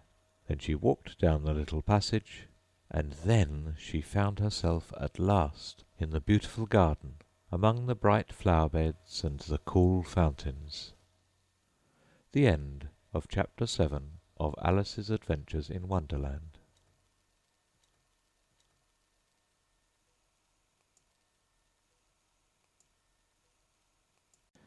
Alice's Adventures in Wonderland by Lewis Carroll. Chapter 8. The Queen's Croquet Ground. A large rose tree stood near the entrance of the garden. The roses growing on it were white, but there were 3 gardeners at it, busily painting them red. Alice thought this a very curious thing, and she went nearer to watch them, and just as she came up to them she heard one of them say, Look out now, Five. Don't go splashing paint over me like that. I couldn't help it, said Five in a sulky tone. 7 jogged my elbow. On which 7 looked up and said, That's right, Five. Always lay the blame on others. You'd better not talk, said 5. I heard the Queen say only yesterday you deserved to be beheaded. What for? said the one who had spoken first. That's none of your business, too, said 7. Yes, it is his business, said 5. And I'll tell him it was for bringing the cook tulip roots instead of onions. 7 flung down his brush, and had just begun, Well, of all the unjust things, when his eye chanced to fall upon Alice, as she stood watching them, and he checked himself suddenly. The others looked round also, and all of them bowed low. "Would you tell me," said Alice, a little timidly, "why you're painting those roses?" 5 and 7 said nothing, but looked at 2.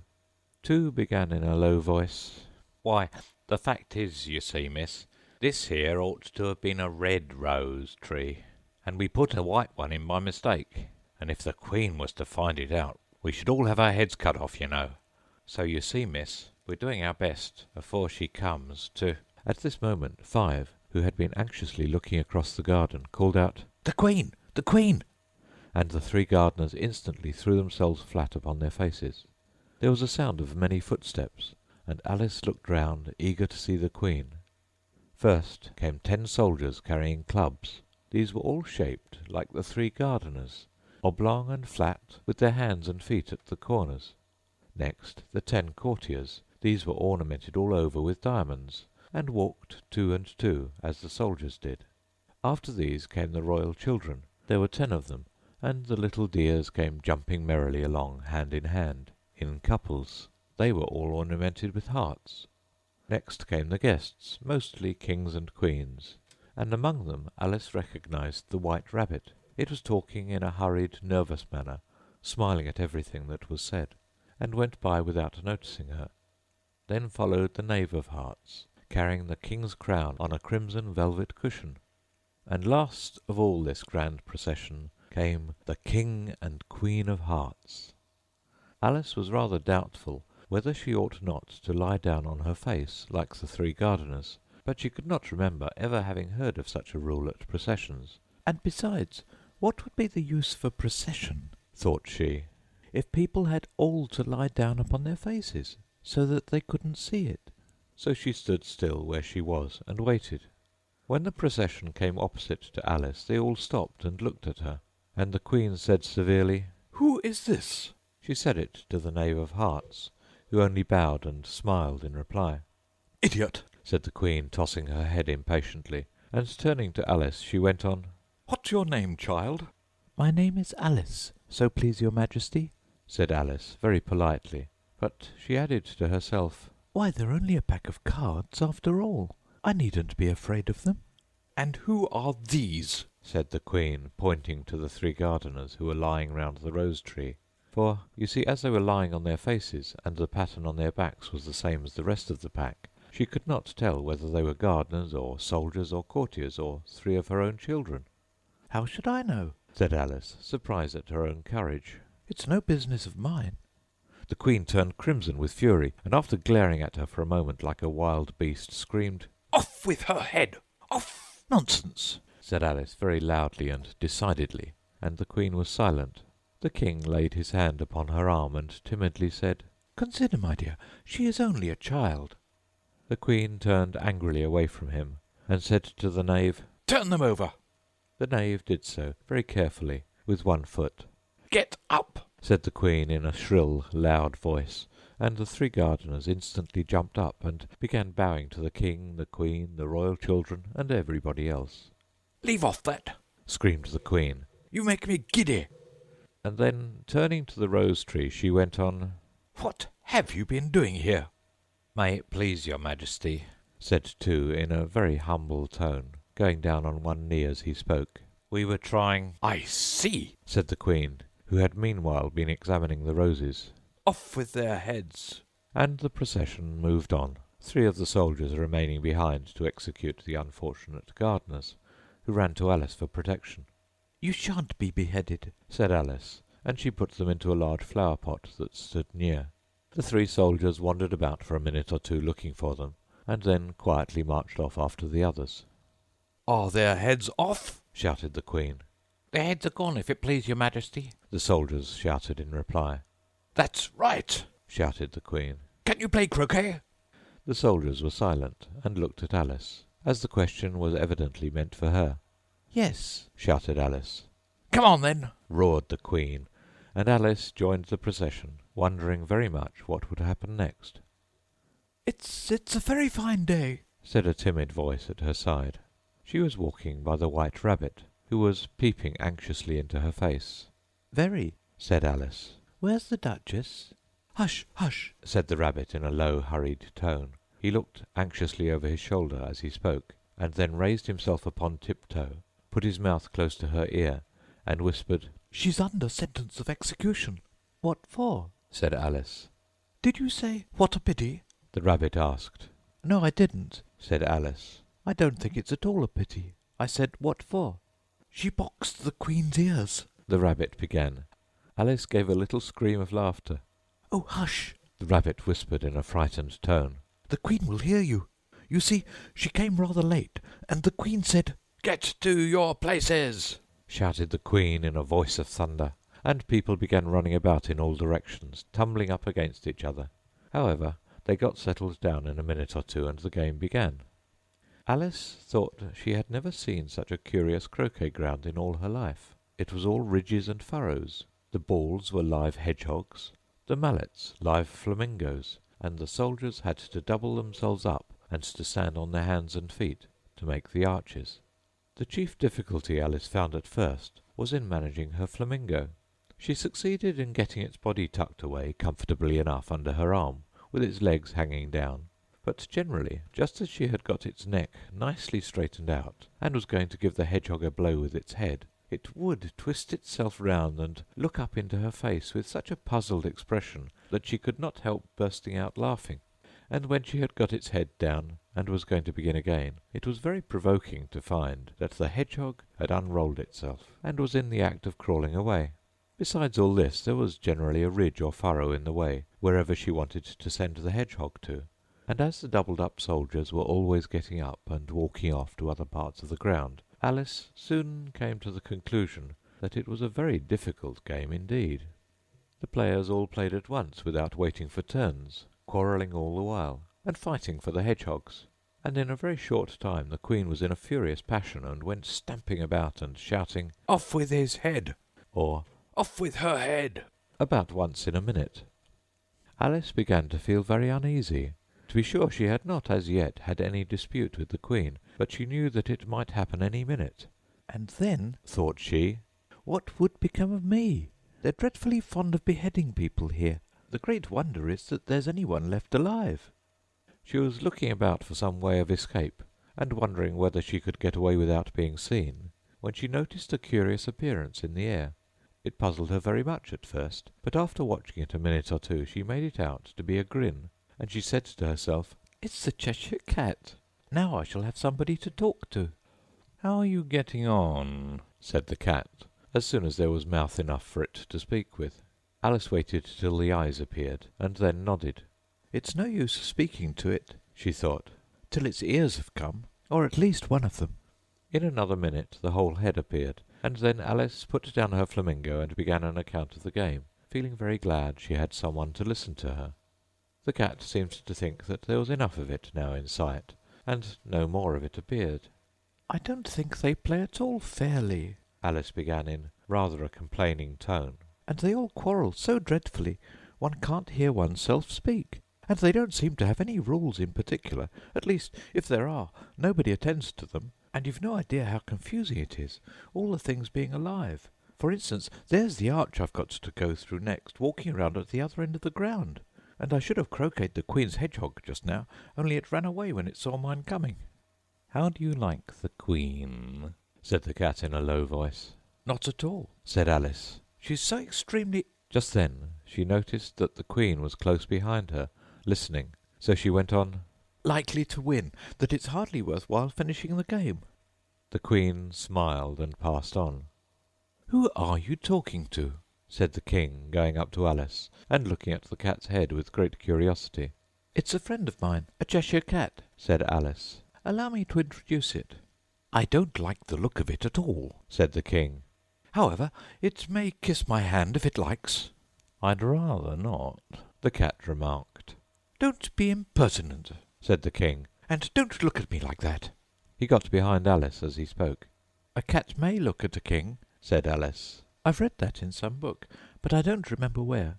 "Well, it must be removed," said the King very decidedly, and he called the Queen, who was passing at the moment. "My dear, I wish you would have this cat removed." The Queen had only one way of settling all difficulties, great or small. "Off with his head," she said, without even looking round. "I'll fetch the executioner myself," said the King eagerly, and he hurried off. Alice thought she might as well go back and see how the game was going on, as she heard the Queen's voice in the distance, screaming with passion. She had already heard her sentence 3 of the players to be executed for having missed their turns, and she did not like the look of things at all, as the game was in such confusion that she never knew whether it was her turn or not. So she went in search of her hedgehog. The hedgehog was engaged in a fight with another hedgehog, which seemed to Alice an excellent opportunity for croqueting one of them with the other.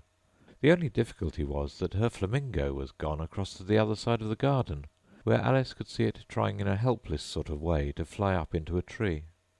By the time she had caught the flamingo and brought it back, the fight was over, and both the hedgehogs were out of sight. "But it doesn't matter much," thought Alice, "as all the archers are gone from this side of the ground." So she tucked it away under her arm, that it might not escape again, and went back for a little more conversation with her friend. When she got back to the Cheshire Cat, she was surprised to find quite a large crowd collected round it. There was a dispute going on between the executioner, the king, and the queen, who were all talking at once, while all the rest were quite silent, and looked very uncomfortable. The moment Alice appeared, she was appealed to by all three to settle the question, and they repeated their arguments to her, though, as they all spoke at once, she found it very hard indeed to make out exactly what they said. The executioner's argument was that you couldn't cut off a head unless there was a body to cut it off from, that he had never had to do such a thing before, and he wasn't going to begin at his time of life. The king's argument was that anything that had a head could be beheaded, and that you weren't to talk nonsense. The queen's argument was that if something wasn't done about it in less than no time, she'd have everybody executed, all round. It was this last remark that had made the whole party look so grave and anxious. Alice could think of nothing else to say but, "It belongs to the Duchess. You'd better ask her about it." "She's in prison," the queen said to the executioner. "Fetch her here." And the executioner went off like an arrow. The cat's head began fading away the moment he was gone, and by the time he had come back with the Duchess, it had entirely disappeared. So the king and the executioner ran wildly up and down looking for it, while the rest of the party went back to the game. The end of Chapter 8 of Alice's Adventures in Wonderland.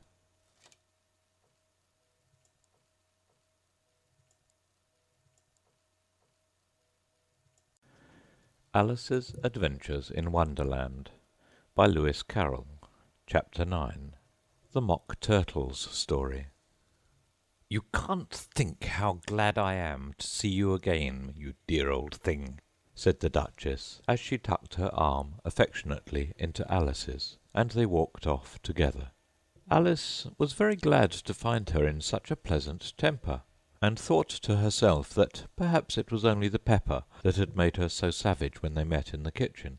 "When I'm a duchess," she said to herself, not in a very hopeful tone, though, "I won't have any pepper in my kitchen at all. Soup does very well without. Maybe it's always pepper that makes people hot-tempered," she went on, very much pleased at having found out a new kind of rule. "and vinegar that makes them sour, and chamomile that makes them bitter, and barley sugar and such things that make children sweet-tempered. I only wish people knew that. Then they wouldn't be so stingy about it, you know." She had quite forgotten the Duchess by this time, and was a little startled when she heard her voice close to her ear. "You're thinking about something, my dear, and that makes you forget to talk. I can't tell you just now what the moral of that is, but I shall remember it in a bit." "Perhaps it hasn't one," Alice ventured to remark. "Child," said the Duchess, "everything's got a moral if only you can find it." And she squeezed herself up closer to Alice's side as she spoke. Alice did not much like keeping so close to her.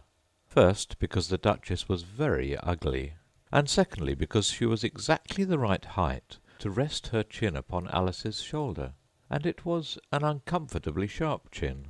However, she did not like to be rude, so she bore it as well as she could. "The game's going on rather better now," she said, by way of keeping up the conversation a little. "'Tis so," said the Duchess, "and the moral of that is, 'tis love that makes the world go round." "Somebody said," Alice whispered, "that it's done by everybody minding their own business." "Ah, well, it means much the same thing," said the Duchess, digging her sharp little chin into Alice's shoulder as she added, "and the moral of that is, take care of the sense, and the sounds will take care of themselves." "How fond she is of finding morals in things," Alice thought to herself. "I dare say you're wondering why I don't put my arm round your waist," the Duchess said after a pause. "The reason is that I'm doubtful about the temper of your flamingo. Shall I try the experiment?" "He might bite," Alice cautiously replied, not feeling at all anxious to have the experiment tried. "Very true," said the Duchess. "Flamingos and mustard both bite, and the moral of that is, birds of a feather flock together." "Only mustard isn't a bird," Alice remarked. "Right as usual," said the Duchess. "What a clear way you have of putting things!" "It's a mineral, I think," said Alice. "Of course it is," said the Duchess, who seemed ready to agree to everything that Alice said. "There's a large mustard mine near here, and the moral of that is, the more there is of mine, the less there is of yours." "Oh, I know!" exclaimed Alice, who had not attended to this last remark. "It's a vegetable. It doesn't look like one, but it is." "I quite agree with you," said the Duchess. "And the moral of that is, be what you would seem to be. Or, if you'd like to put it more simply, never imagine yourself not to be otherwise than what it might appear to others that what you were or might have been was not otherwise than what you had been would have appeared to them to be otherwise." "I think I should understand that better," Alice said very politely, "if I had it written down, but I can't quite follow it as you say it." "That's nothing to what I could say if I chose," the Duchess replied in a pleased tone. "Pray don't trouble yourself to say it any longer than that," said Alice. "Oh, don't bother about trouble," said the Duchess. "I make you a present of everything I've said as yet." "A cheap sort of present," thought Alice. "I'm glad they don't give birthday presents like that." But she did not venture to say it out loud. "Thinking again?" the Duchess asked, with another dig of her sharp little chin. "I've a right to think," said Alice sharply, for she was beginning to feel a little worried. "Just about as much right," said the Duchess, "as pigs have to fly, and the But here, to Alice's great surprise, the Duchess's voice died away, even in the middle of her favourite word, moral, and the arm that was linked into hers began to tremble. Alice looked up, and there stood the Queen in front of them, with her arms folded, frowning like a thunderstorm. "A fine day, your Majesty," the Duchess began in a low, weak voice. "Now, I give you fair warning," shouted the Queen, stamping on the ground as she spoke. "Either you or your head must be off, and that in about half no time. Take your choice." The Duchess took her choice and was gone in a moment.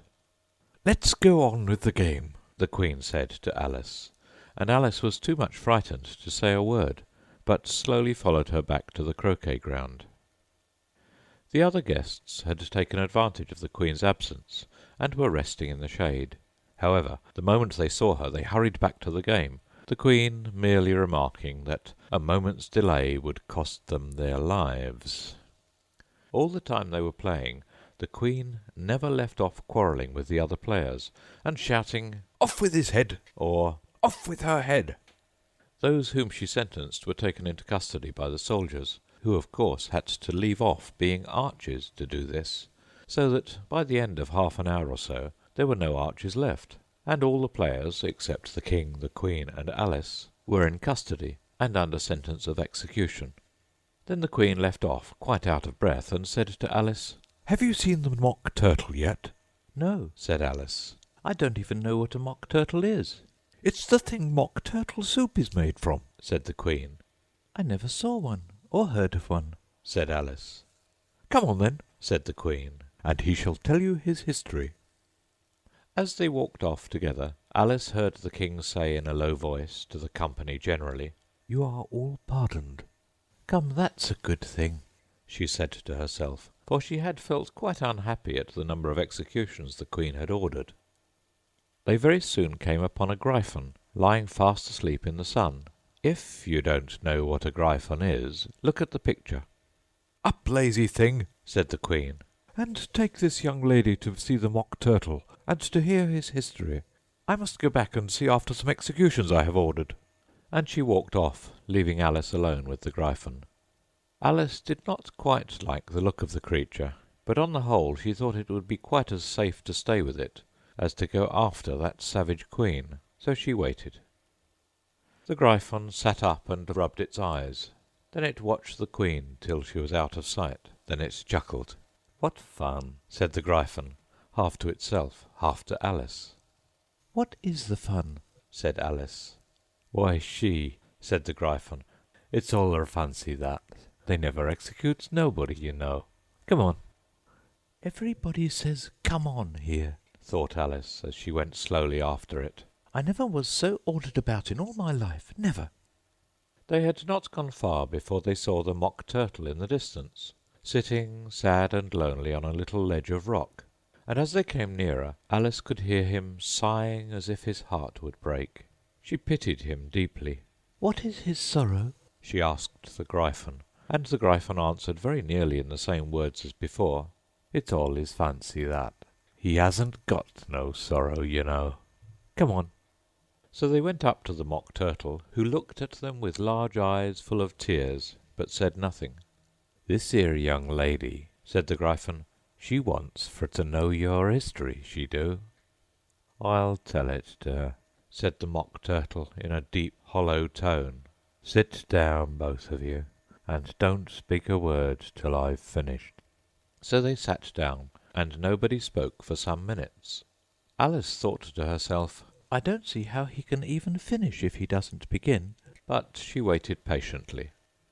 Once, said the Mock Turtle at last, with a deep sigh, I was a real turtle.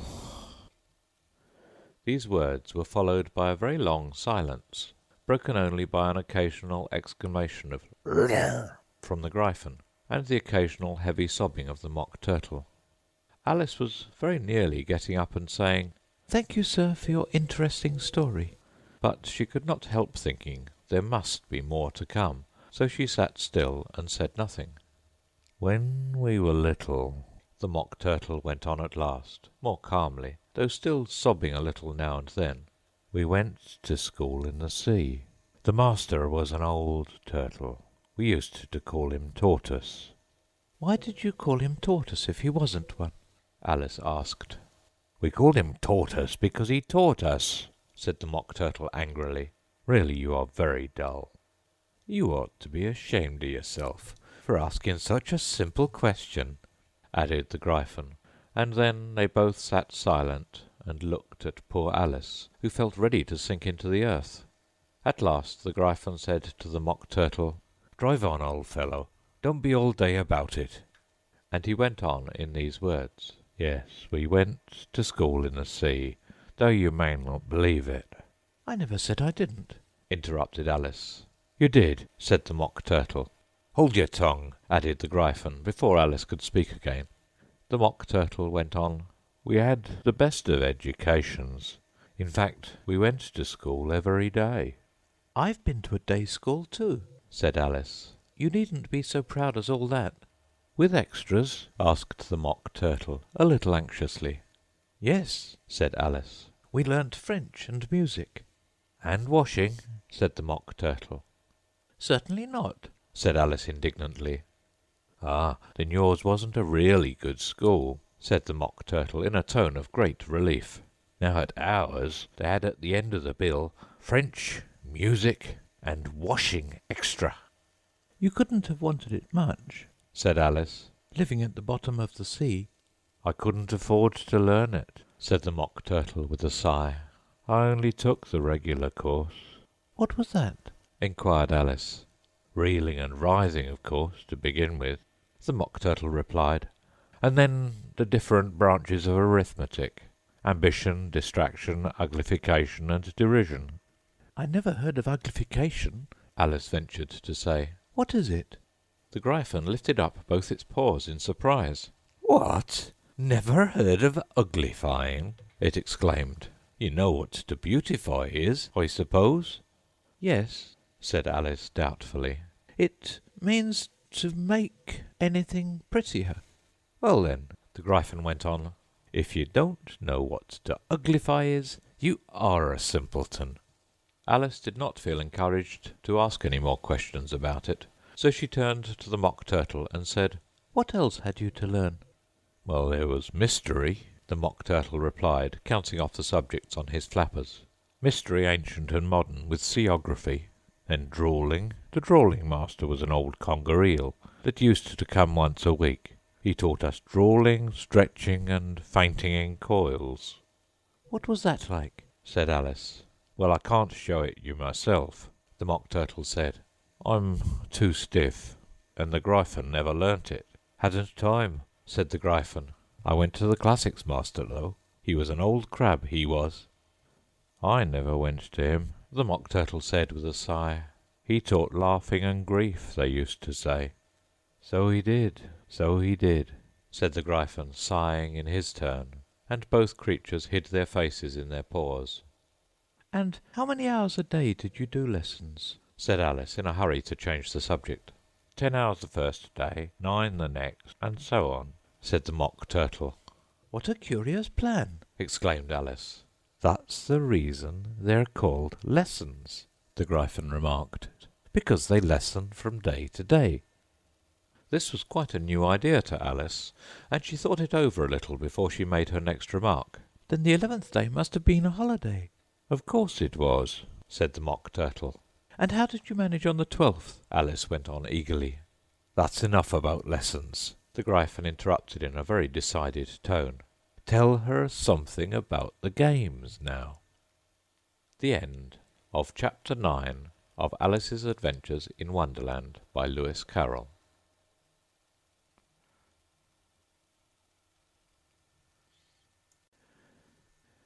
Chapter 10 of Alice's Adventures in Wonderland by Lewis Carroll. The Lobster Quadrille. The Mock Turtle sighed deeply, and drew the back of one flapper across his eyes. He looked at Alice and tried to speak, but for a minute or two sobs choked his voice. Same as if he had a bone in his throat, said the Gryphon, and it set to work shaking him and punching him in the back. At last the Mock Turtle recovered his voice, and, with tears running down his cheeks, he went on again.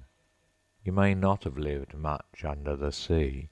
I haven't, said Alice. And perhaps you were never even introduced to a lobster. Alice began to say, I once tasted, but checked herself hastily, and said, No, never. So you can have no idea what a delightful thing a lobster quadrille is. No, indeed, said Alice. What sort of a dance is it? Why, said the Gryphon, you first form into line along the seashore. 2 lines, cried the Mock Turtle. Seals, turtles, salmon, and so on. Then, when you've cleared all the jellyfish out of the way— That generally takes some time, interrupted the Gryphon. You advance twice, each with a lobster as a partner, cried the Gryphon. Of course, the Mock Turtle said. Advance twice, set to partners. Change lobsters, and retire in same order, continued the Gryphon. Then, you know, the Mock Turtle went on, you throw the lobsters, shouted the Gryphon with a bound into the air. As far out to sea as you can. Swim after them, screamed the Gryphon. Turn a somersault in the sea, cried the Mock Turtle, capering wildly about. Change lobsters again, yelled the Gryphon at the top of its voice. Back to land again, and that's all the first figure, said the Mock Turtle, suddenly dropping his voice. And the 2 creatures, who had been jumping about like mad things all this time, sat down again very sadly and quietly, and looked at Alice. It must be a very pretty dance, said Alice timidly. Would you like to see a little of it? Said the Mock Turtle. Very much indeed, said Alice. Come, let's try the first figure, said the Mock Turtle to the Gryphon. We can do without lobsters, you know. Which shall sing? Oh, you sing. I've forgotten the words, said the Gryphon.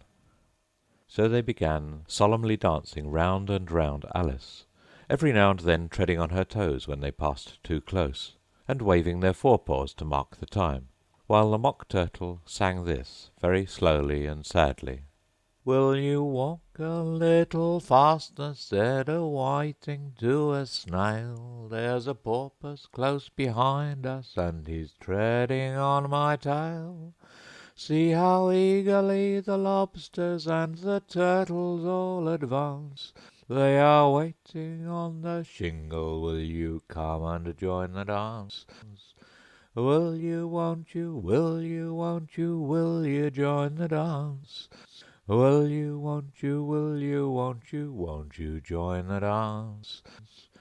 You can really have no notion how delightful it will be when they take us up and throw us with the lobsters out to sea. But the snail replied, too far, and gave a look askance.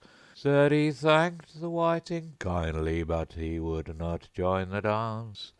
Would not, could not, would not, could not, would not join the dance. Would not, could not, would not, could not join the dance. What matters it how far we go? His scaly friend replied. There is another shore, you know, upon the other side. The further off from England, the nearer is to France. Then turn not pale, beloved snail, but come and join the dance. Will you, won't you, will you, won't you, will you join the dance? Oh, will you, won't you, will you, won't you join the dance? Thank you. It's a very interesting dance to watch, said Alice, feeling very glad that it was over at last. and I do so like that curious song about the whiting. Oh, as to the whiting, said the Mock Turtle, you've seen them, of course. Yes, said Alice. I've often seen them at Din. She checked herself hastily. I don't know where Din may be, said the Mock Turtle, but if you've seen them so often, of course you know what they're like. I believe so, Alice replied thoughtfully. They have their tails in their mouths, and they're all over crumbs.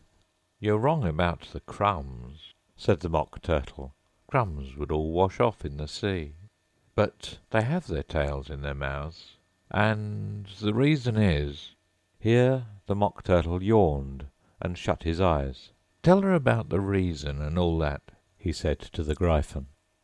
The reason is, said the Gryphon, that they would go with the lobsters to the dance, so they got thrown out to sea, so they had to fall a long way.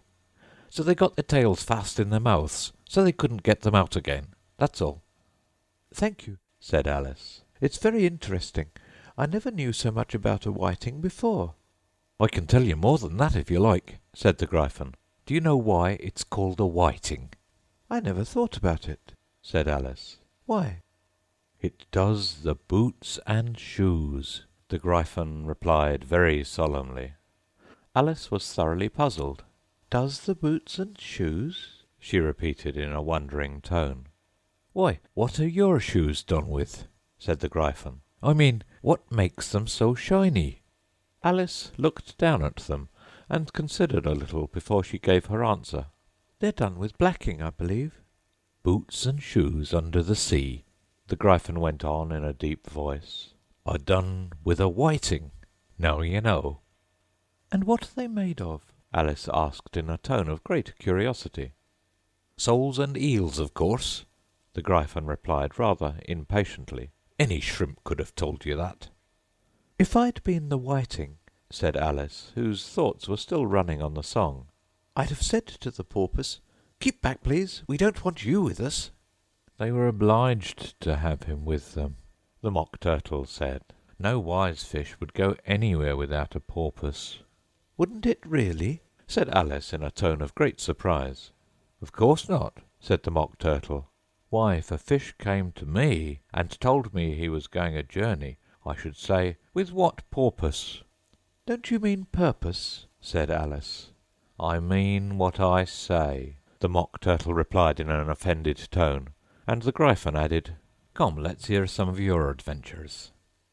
I could tell you my adventures, beginning from this morning, said Alice a little timidly. But it's no use going back to yesterday, because I was a different person then. Explain all that, said the Mock Turtle. No, the adventures first, said the Gryphon in an impatient tone. Explanations take such a dreadful time. So Alice began telling them her adventures, from the time when she first saw the White Rabbit. She was a little nervous about it just at first. The two creatures got so close to her, one on each side, and opened their eyes and mouths so very wide. But she gained courage as she went on. Her listeners were perfectly quiet till she got to the part about her repeating, "You are old, Father William," to the caterpillar, and the words all coming different. And then the Mock Turtle drew a long breath and said, "That's very curious." "It's all about as curious as it can be," said the Gryphon. "It all came different," the Mock Turtle repeated thoughtfully. "I should like to hear her try and repeat something now. Tell her to begin." He looked at the Gryphon, as if he thought it had some kind of authority over Alice. "Stand up and repeat, "'Tis the voice of the sluggard,'" said the Gryphon. How the creatures order one about, and make one repeat lessons, thought Alice. I might as well be at school at once. However, she got up and began to repeat it. but her head was so full of the lobster quadrille that she hardly knew what she was saying, and the words came very queer indeed. "'Tis the voice of the lobster. I heard him declare, 'You have baked me too brown, I must sugar my hair.' As a duck with its eyelids, so he with his nose trims his belt and his buttons, and turns out his toes. When the sands are all dry, he is gay as a lark, and will talk in contemptuous tones of the shark.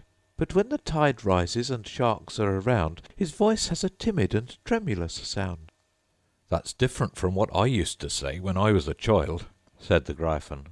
"Well, I never heard it before," said the Mock Turtle, "but it sounds uncommon nonsense." Alice said nothing. She had sat down with her face in her hands, wondering if anything would ever happen in a natural way again. "I should like to have it explained," said the Mock Turtle. "She can't explain it," said the Gryphon hastily. "Go on with the next verse." "But about his toes," the Mock Turtle persisted. "How could he turn them out with his nose, you know?" "It's the first position in dancing," Alice said, but was dreadfully puzzled by the whole thing, and longed to change the subject. "Go on with the next verse," the Gryphon repeated impatiently. "It begins, 'I passed by his garden.'" Alice did not dare to disobey, though she felt sure it would all come wrong, and she went on in a trembling voice, "I passed by his garden, and marked with one eye how the owl and the panther were sharing a pie. The panther took pie crust and gravy and meat, while the owl had the dish as its share of the treat. When the pie was all finished, the owl as a boon was kindly permitted to pocket the spoon, while the panther received knife and fork with a growl, and concluded the banquet—" "What is the use of repeating all that stuff," the Mock Turtle interrupted, "if you don't explain it as you go on? It's by far the most confusing thing I ever heard." "Yes, I think you'd better leave off," said the Gryphon, and Alice was only too glad to do so. "Shall we try another figure of the lobster quadrille?" the Gryphon went on. "Or would you like the Mock Turtle to sing you a song?"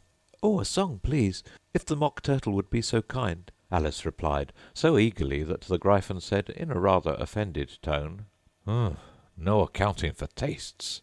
Sing her a turtle soup, will you, old fellow?"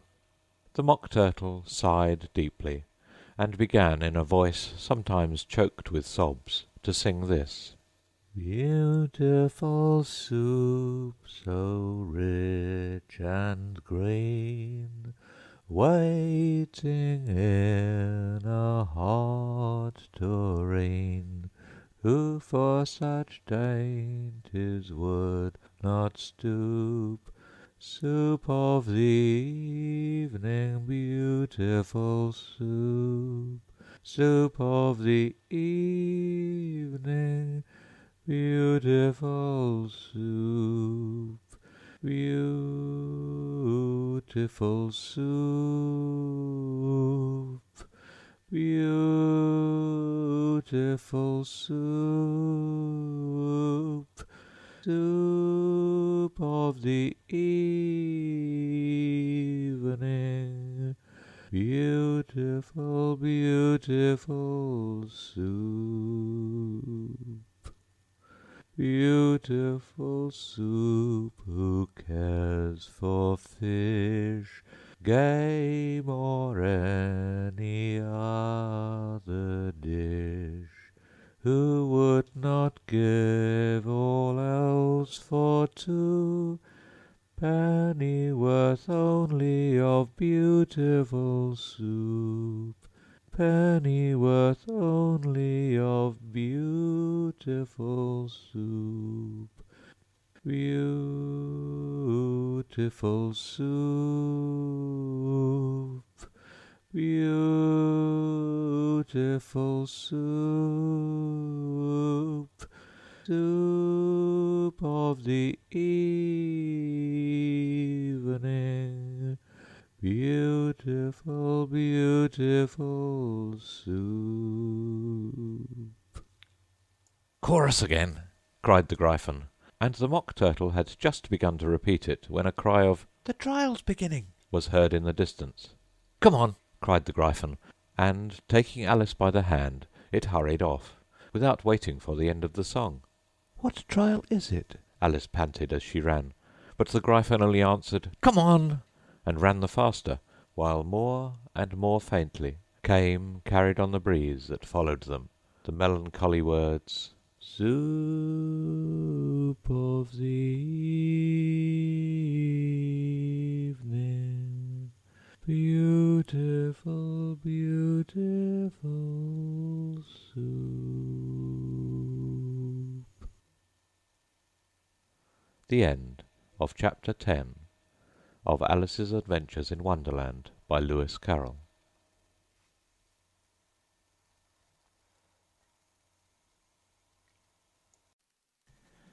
Chapter 11 of Alice's Adventures in Wonderland by Lewis Carroll.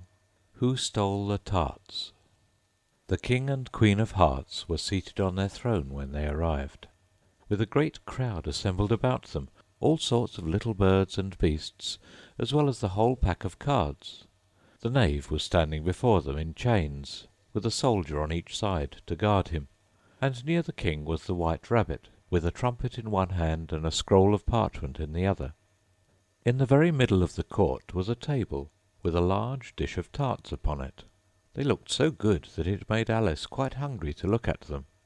"I wish they'd get the trial done," she thought, "and hand round the refreshments." But there seemed to be no chance of this, so she began looking at everything about her to pass away the time. Alice had never been in a court of justice before, but she had read about them in books, and she was quite pleased to find that she knew the name of nearly everything there. "That's the judge," she said to herself, "because of his great wig." The judge, by the way, was the king, and as he wore his crown over the wig (look at the frontispiece if you want to see how he did it), he did not look at all comfortable, and it was certainly not becoming. "And that's the jury box," thought Alice. "And those 12 creatures." She was obliged to say creatures, you see, because some of them were animals and some were birds. "I suppose they are the jurors." She said this last word 2 or 3 times over to herself, being rather proud of it, for she thought, and rightly too, that very few little girls of her age knew the meaning of it at all. However, jurymen would have done just as well. The 12 jurors were all writing very busily on slates. "What are they doing?" Alice whispered to the Gryphon. "They can't have anything to put down yet, before the trial's begun." "They're putting down their names," the Gryphon whispered in reply, for fear they should forget them before the end of the trial. "Stupid things!" Alice began in a loud, indignant voice, but she stopped hastily, for the white rabbit cried out, "Silence in the court!" and the king put on his spectacles and looked anxiously round to make out who was talking. Alice could see, as well as if she were looking over their shoulders, that all the jurors were writing down "stupid things" on their slates, and she could even make out that one of them didn't know how to spell stupid, and that he had to ask his neighbour to tell him. "A nice muddle their slates'll be in before the trial's over," thought Alice. One of the jurors had a pencil that squeaked. This, of course, Alice could not stand, and she went round the court and got behind him, and very soon found an opportunity of taking it away. She did it so quickly that the poor little juror, it was Bill the lizard, could not make out at all what had become of it. So, after hunting all about for it, he was obliged to write with one finger for the rest of the day, and this was of very little use, as it left no mark on the slate. "Herald, read the accusation," said the king. On this the white rabbit blew 3 blasts on the trumpet, and then unrolled the parchment scroll and read as follows. "The Queen of Hearts, she made some tarts, all on a summer day.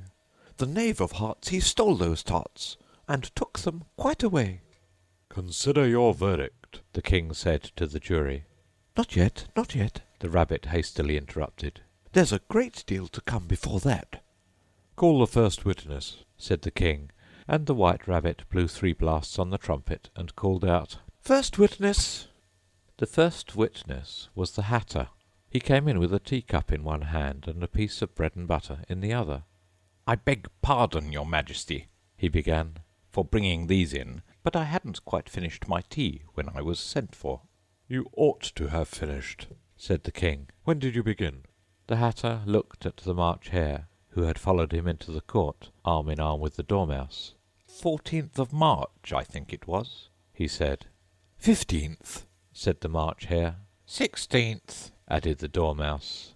"Write that down," the king said to the jury, and the jury eagerly wrote down all 3 dates on their slates, and then added them up and reduced the answer to shillings and pence. "Take off your hat," the king said to the Hatter.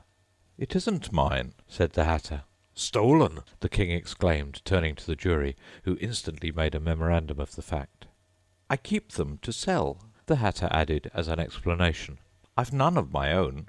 I'm a Hatter." Here the Queen put on her spectacles and began staring at the Hatter, who turned pale and fidgeted.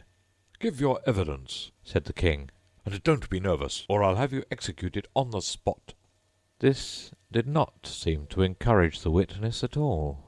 He kept shifting from one foot to the other, looking uneasily at the Queen, and in his confusion he bit a large piece out of his teacup instead of the bread and butter. Just at this moment Alice felt a very curious sensation, which puzzled her a good deal, until she made out what it was. She was beginning to grow larger again, and she thought at first she would get up and leave the court, but on second thoughts she decided to remain where she was, as long as there was room for her. "I wish you wouldn't squeeze so," said the Dormouse, who was sitting next to her. "I can hardly breathe." "I can't help it," said Alice very meekly. "I'm growing." "You've no right to grow here," said the Dormouse. "Don't talk nonsense," said Alice more boldly. "You know you're growing too." "Yes, but I grow at a reasonable pace," said the Dormouse. "Not in that ridiculous fashion." And he got up very sulkily and crossed over to the other side of the court.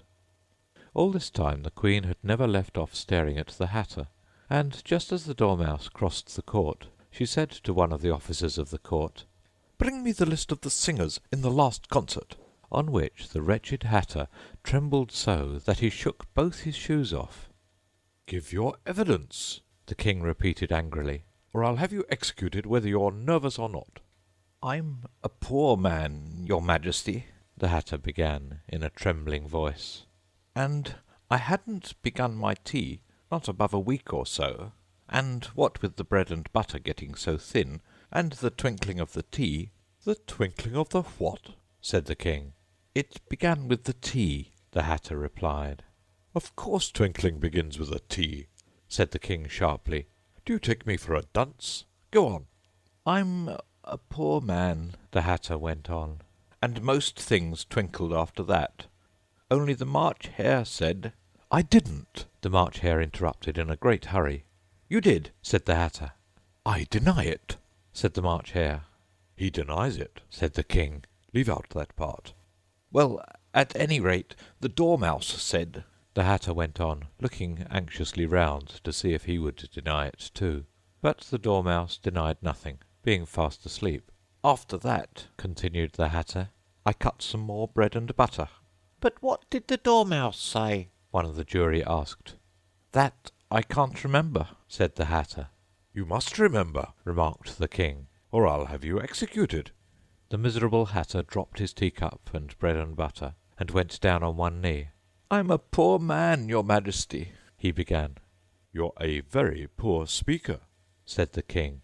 Here one of the guinea pigs cheered, and was immediately suppressed by the officers of the court.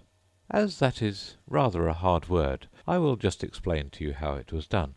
They had a large canvas bag, which tied up at the mouth with strings. Into this they slipped the guinea pig head first, and then sat upon it. "I'm glad I've seen that done," thought Alice. "I've so often read in the newspapers at the end of trials there was some attempt at applause, which was immediately suppressed by the officers of the court, and I never understood what it meant till now." "If that's all you know about it, you may stand down," continued the king. "I can't go no lower," said the Hatter. "I'm on the floor as it is." "Then you may sit down," the king replied. Here the other guinea pig cheered, and was suppressed. "Come, that finished the guinea pigs," thought Alice. "Now we shall get on better." "I'd rather finish my tea," said the Hatter, with an anxious look at the Queen, who was reading the list of singers. "You may go," said the King, and the Hatter hurriedly left the court without even waiting to put his shoes on. "And just to take his head off outside," the Queen added to one of the officers. But the Hatter was out of sight before the officer could get to the door. "Call the next witness," said the King. The next witness was the Duchess's cook. She carried the pepper box in her hand, and Alice guessed who it was even before she got into the court by the way the people near the door began sneezing all at once. "Give your evidence," said the King. "Shan't," said the cook.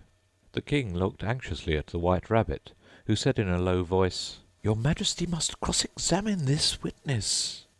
"Well, if I must, I must," the King said with a melancholy air, and, after folding his arms and frowning at the cook till his eyes were nearly out of sight, he said in a deep voice, "What are tarts made of?" "Pepper, mostly," said the cook. "Treacle," said a sleepy voice behind her. "Collar that dormouse!" the Queen shrieked out. "Behead that dormouse! Turn that dormouse out of court! Suppress him! Pinch him! Off with his whiskers!" For some minutes the whole court was in confusion, getting the dormouse turned out, and by the time they had settled down again, the cook had disappeared. "Never mind," said the King with an air of great relief. "Call the next witness."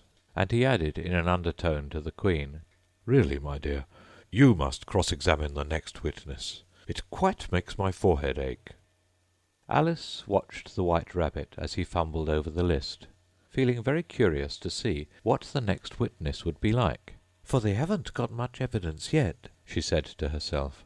Imagine her surprise when the White Rabbit read out at the top of his shrill little voice the name Alice. The end of Chapter 11 of Alice's Adventures in Wonderland by Lewis Carroll.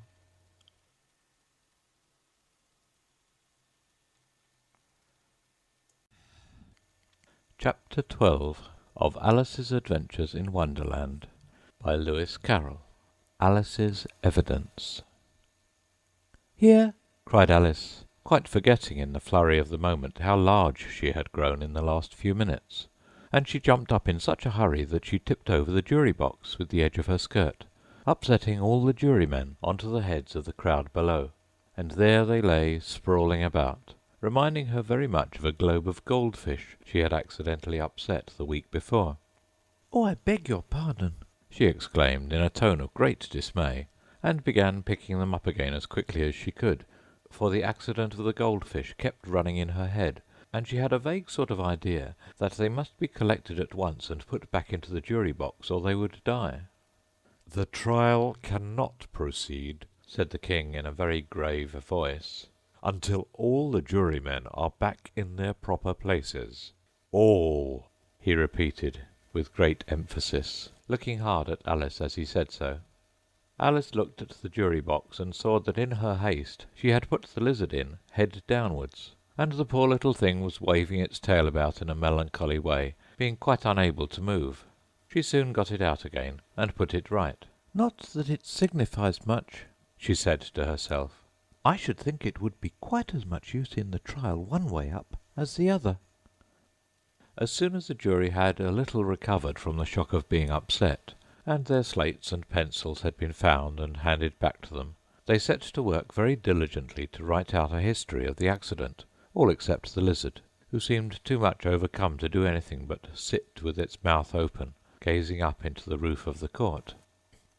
"What do you know about this business?" the King said to Alice. "Nothing," said Alice.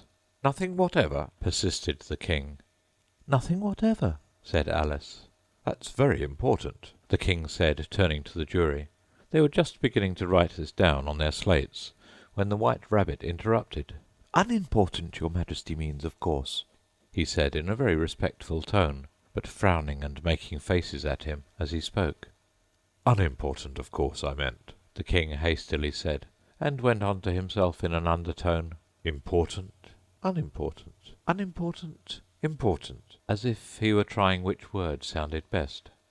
Some of the jury wrote it down important, and some unimportant. Alice could see this as she was near enough to look over their slates. But it doesn't matter a bit, she thought to herself. At this moment the king, who had been for some time busily writing in his notebook, called out, "Silence!" and read out from his book, "Rule 42, all persons more than a mile high to leave the court." Everybody looked at Alice. "I'm not a mile high," said Alice. "You are," said the king. "Nearly 2 miles high," added the queen. "Well, I shan't go, at any rate," said Alice. "Besides, that's not a regular rule. You invented it just now." "It's the oldest rule in the book," said the king. "Then it ought to be number 1, said Alice.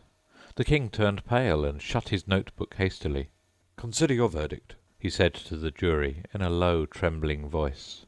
"There's more evidence to come yet, please your majesty," said the White Rabbit, jumping up in a great hurry. "This paper has just been picked up." "What's in it?" said the queen. "I haven't opened it yet," said the White Rabbit, "but it seems to be a letter written by the prisoner to somebody." "It must have been that," said the king, "unless it was written to nobody, which isn't usual, you know."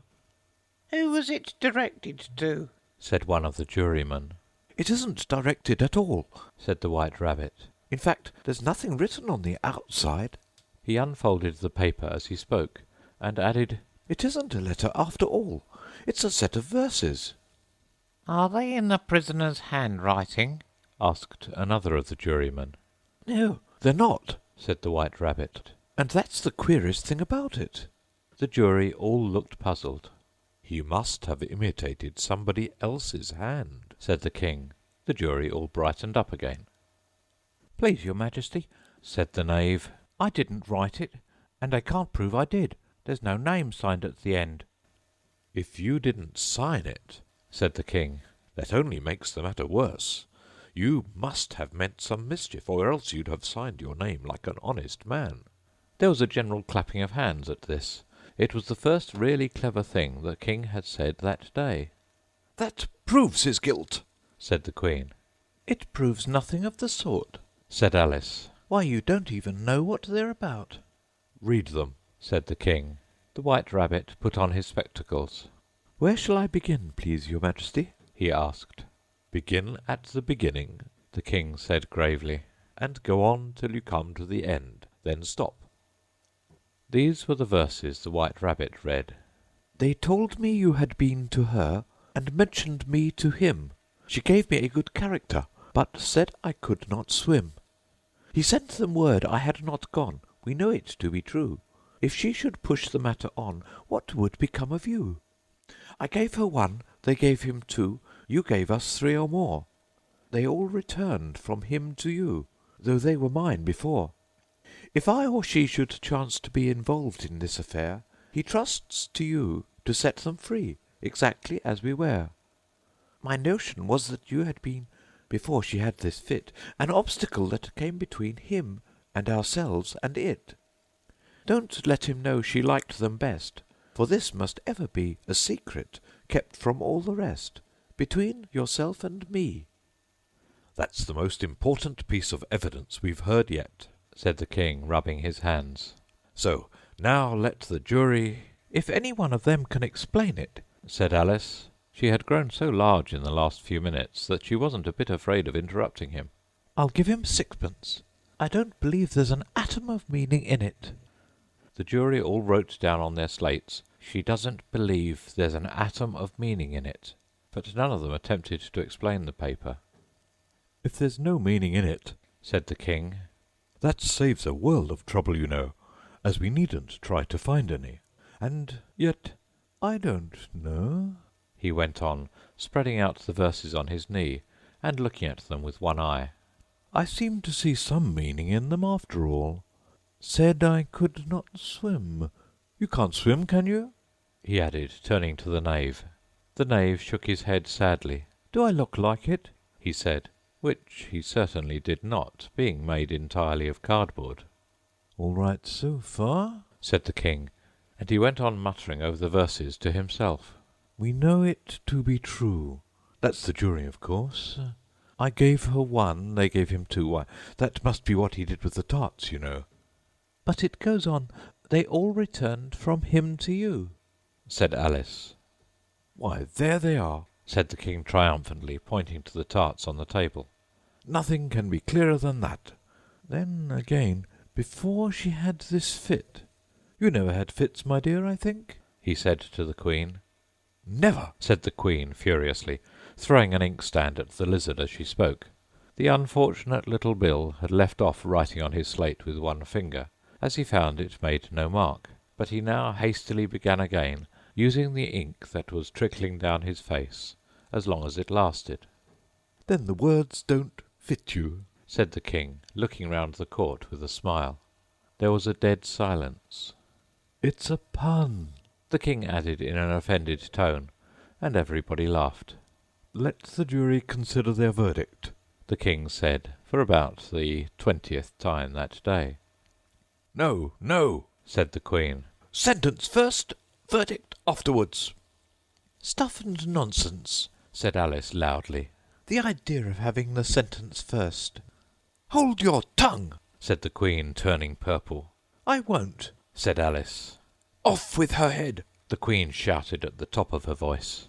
Nobody moved. "Who cares for you?" said Alice. She had grown to her full size by this time. "You're nothing but a pack of cards." At this the whole pack rose up into the air and came flying down upon her. She gave a little scream, half of fright and half of anger, and tried to beat them off, and found herself lying on the bank, with her head in the lap of her sister, who was gently brushing away some dead leaves that had fluttered down from the trees upon her face. "Wake up, Alice, dear," said her sister. "Why, what a long sleep you've had!" "Oh, I've had such a curious dream," said Alice, and she told her sister, as well as she could remember them, all these strange adventures of hers that you have just been reading about. And when she had finished, her sister kissed her and said, "It was a curious dream, dear, certainly. But now run in to your tea. It's getting late." So Alice got up and ran off, thinking while she ran, as well she might, what a wonderful dream it had been. But her sister sat still just as she left her, leaning her head on her hand, watching the setting sun, and thinking of little Alice and all her wonderful adventures, till she too began dreaming after a fashion, and this was her dream. First she dreamed of little Alice herself, and once again the tiny hands were clasped upon her knee, and the bright eager eyes were looking up into hers. She could hear the very tones of her voice, and see that queer little toss of her head to keep back the wandering hair that would always get into her eyes. And still, as she listened, or seemed to listen, the whole place around her became alive with the strange creatures of her little sister's dream. The long grass rustled at her feet as the white rabbit hurried by. The frightened mouse splashed his way through the neighbouring pool. She could hear the rattle of the teacups as the March Hare and his friends shared their never-ending meal, and the shrill voice of the queen ordering off her unfortunate guests to execution. Once more the pig-baby was sneezing on the Duchess's knee, while plates and dishes crashed around it. Once more the shriek of the Gryphon, the squeaking of the lizard's slate pencil, and the choking of the suppressed guinea-pigs filled the air, mixed up with the distant sobs of the miserable mock turtle. So she sat on, with closed eyes, and half believed herself in Wonderland, though she knew she had but to open them again, and all would change to dull reality. The grass would be only rustling in the wind, and the pool rippling to the waving of the reeds. The rattling teacups would change to tinkling sheep bells, and the queen's shrill cries to the voice of the shepherd boy, and the sneeze of the baby, the shriek of the Gryphon, and all the other queer noises would change, she knew, to the confused clamour of the busy farmyard, while the lowing of the cattle in the distance would take the place of the mock turtle's heavy sobs.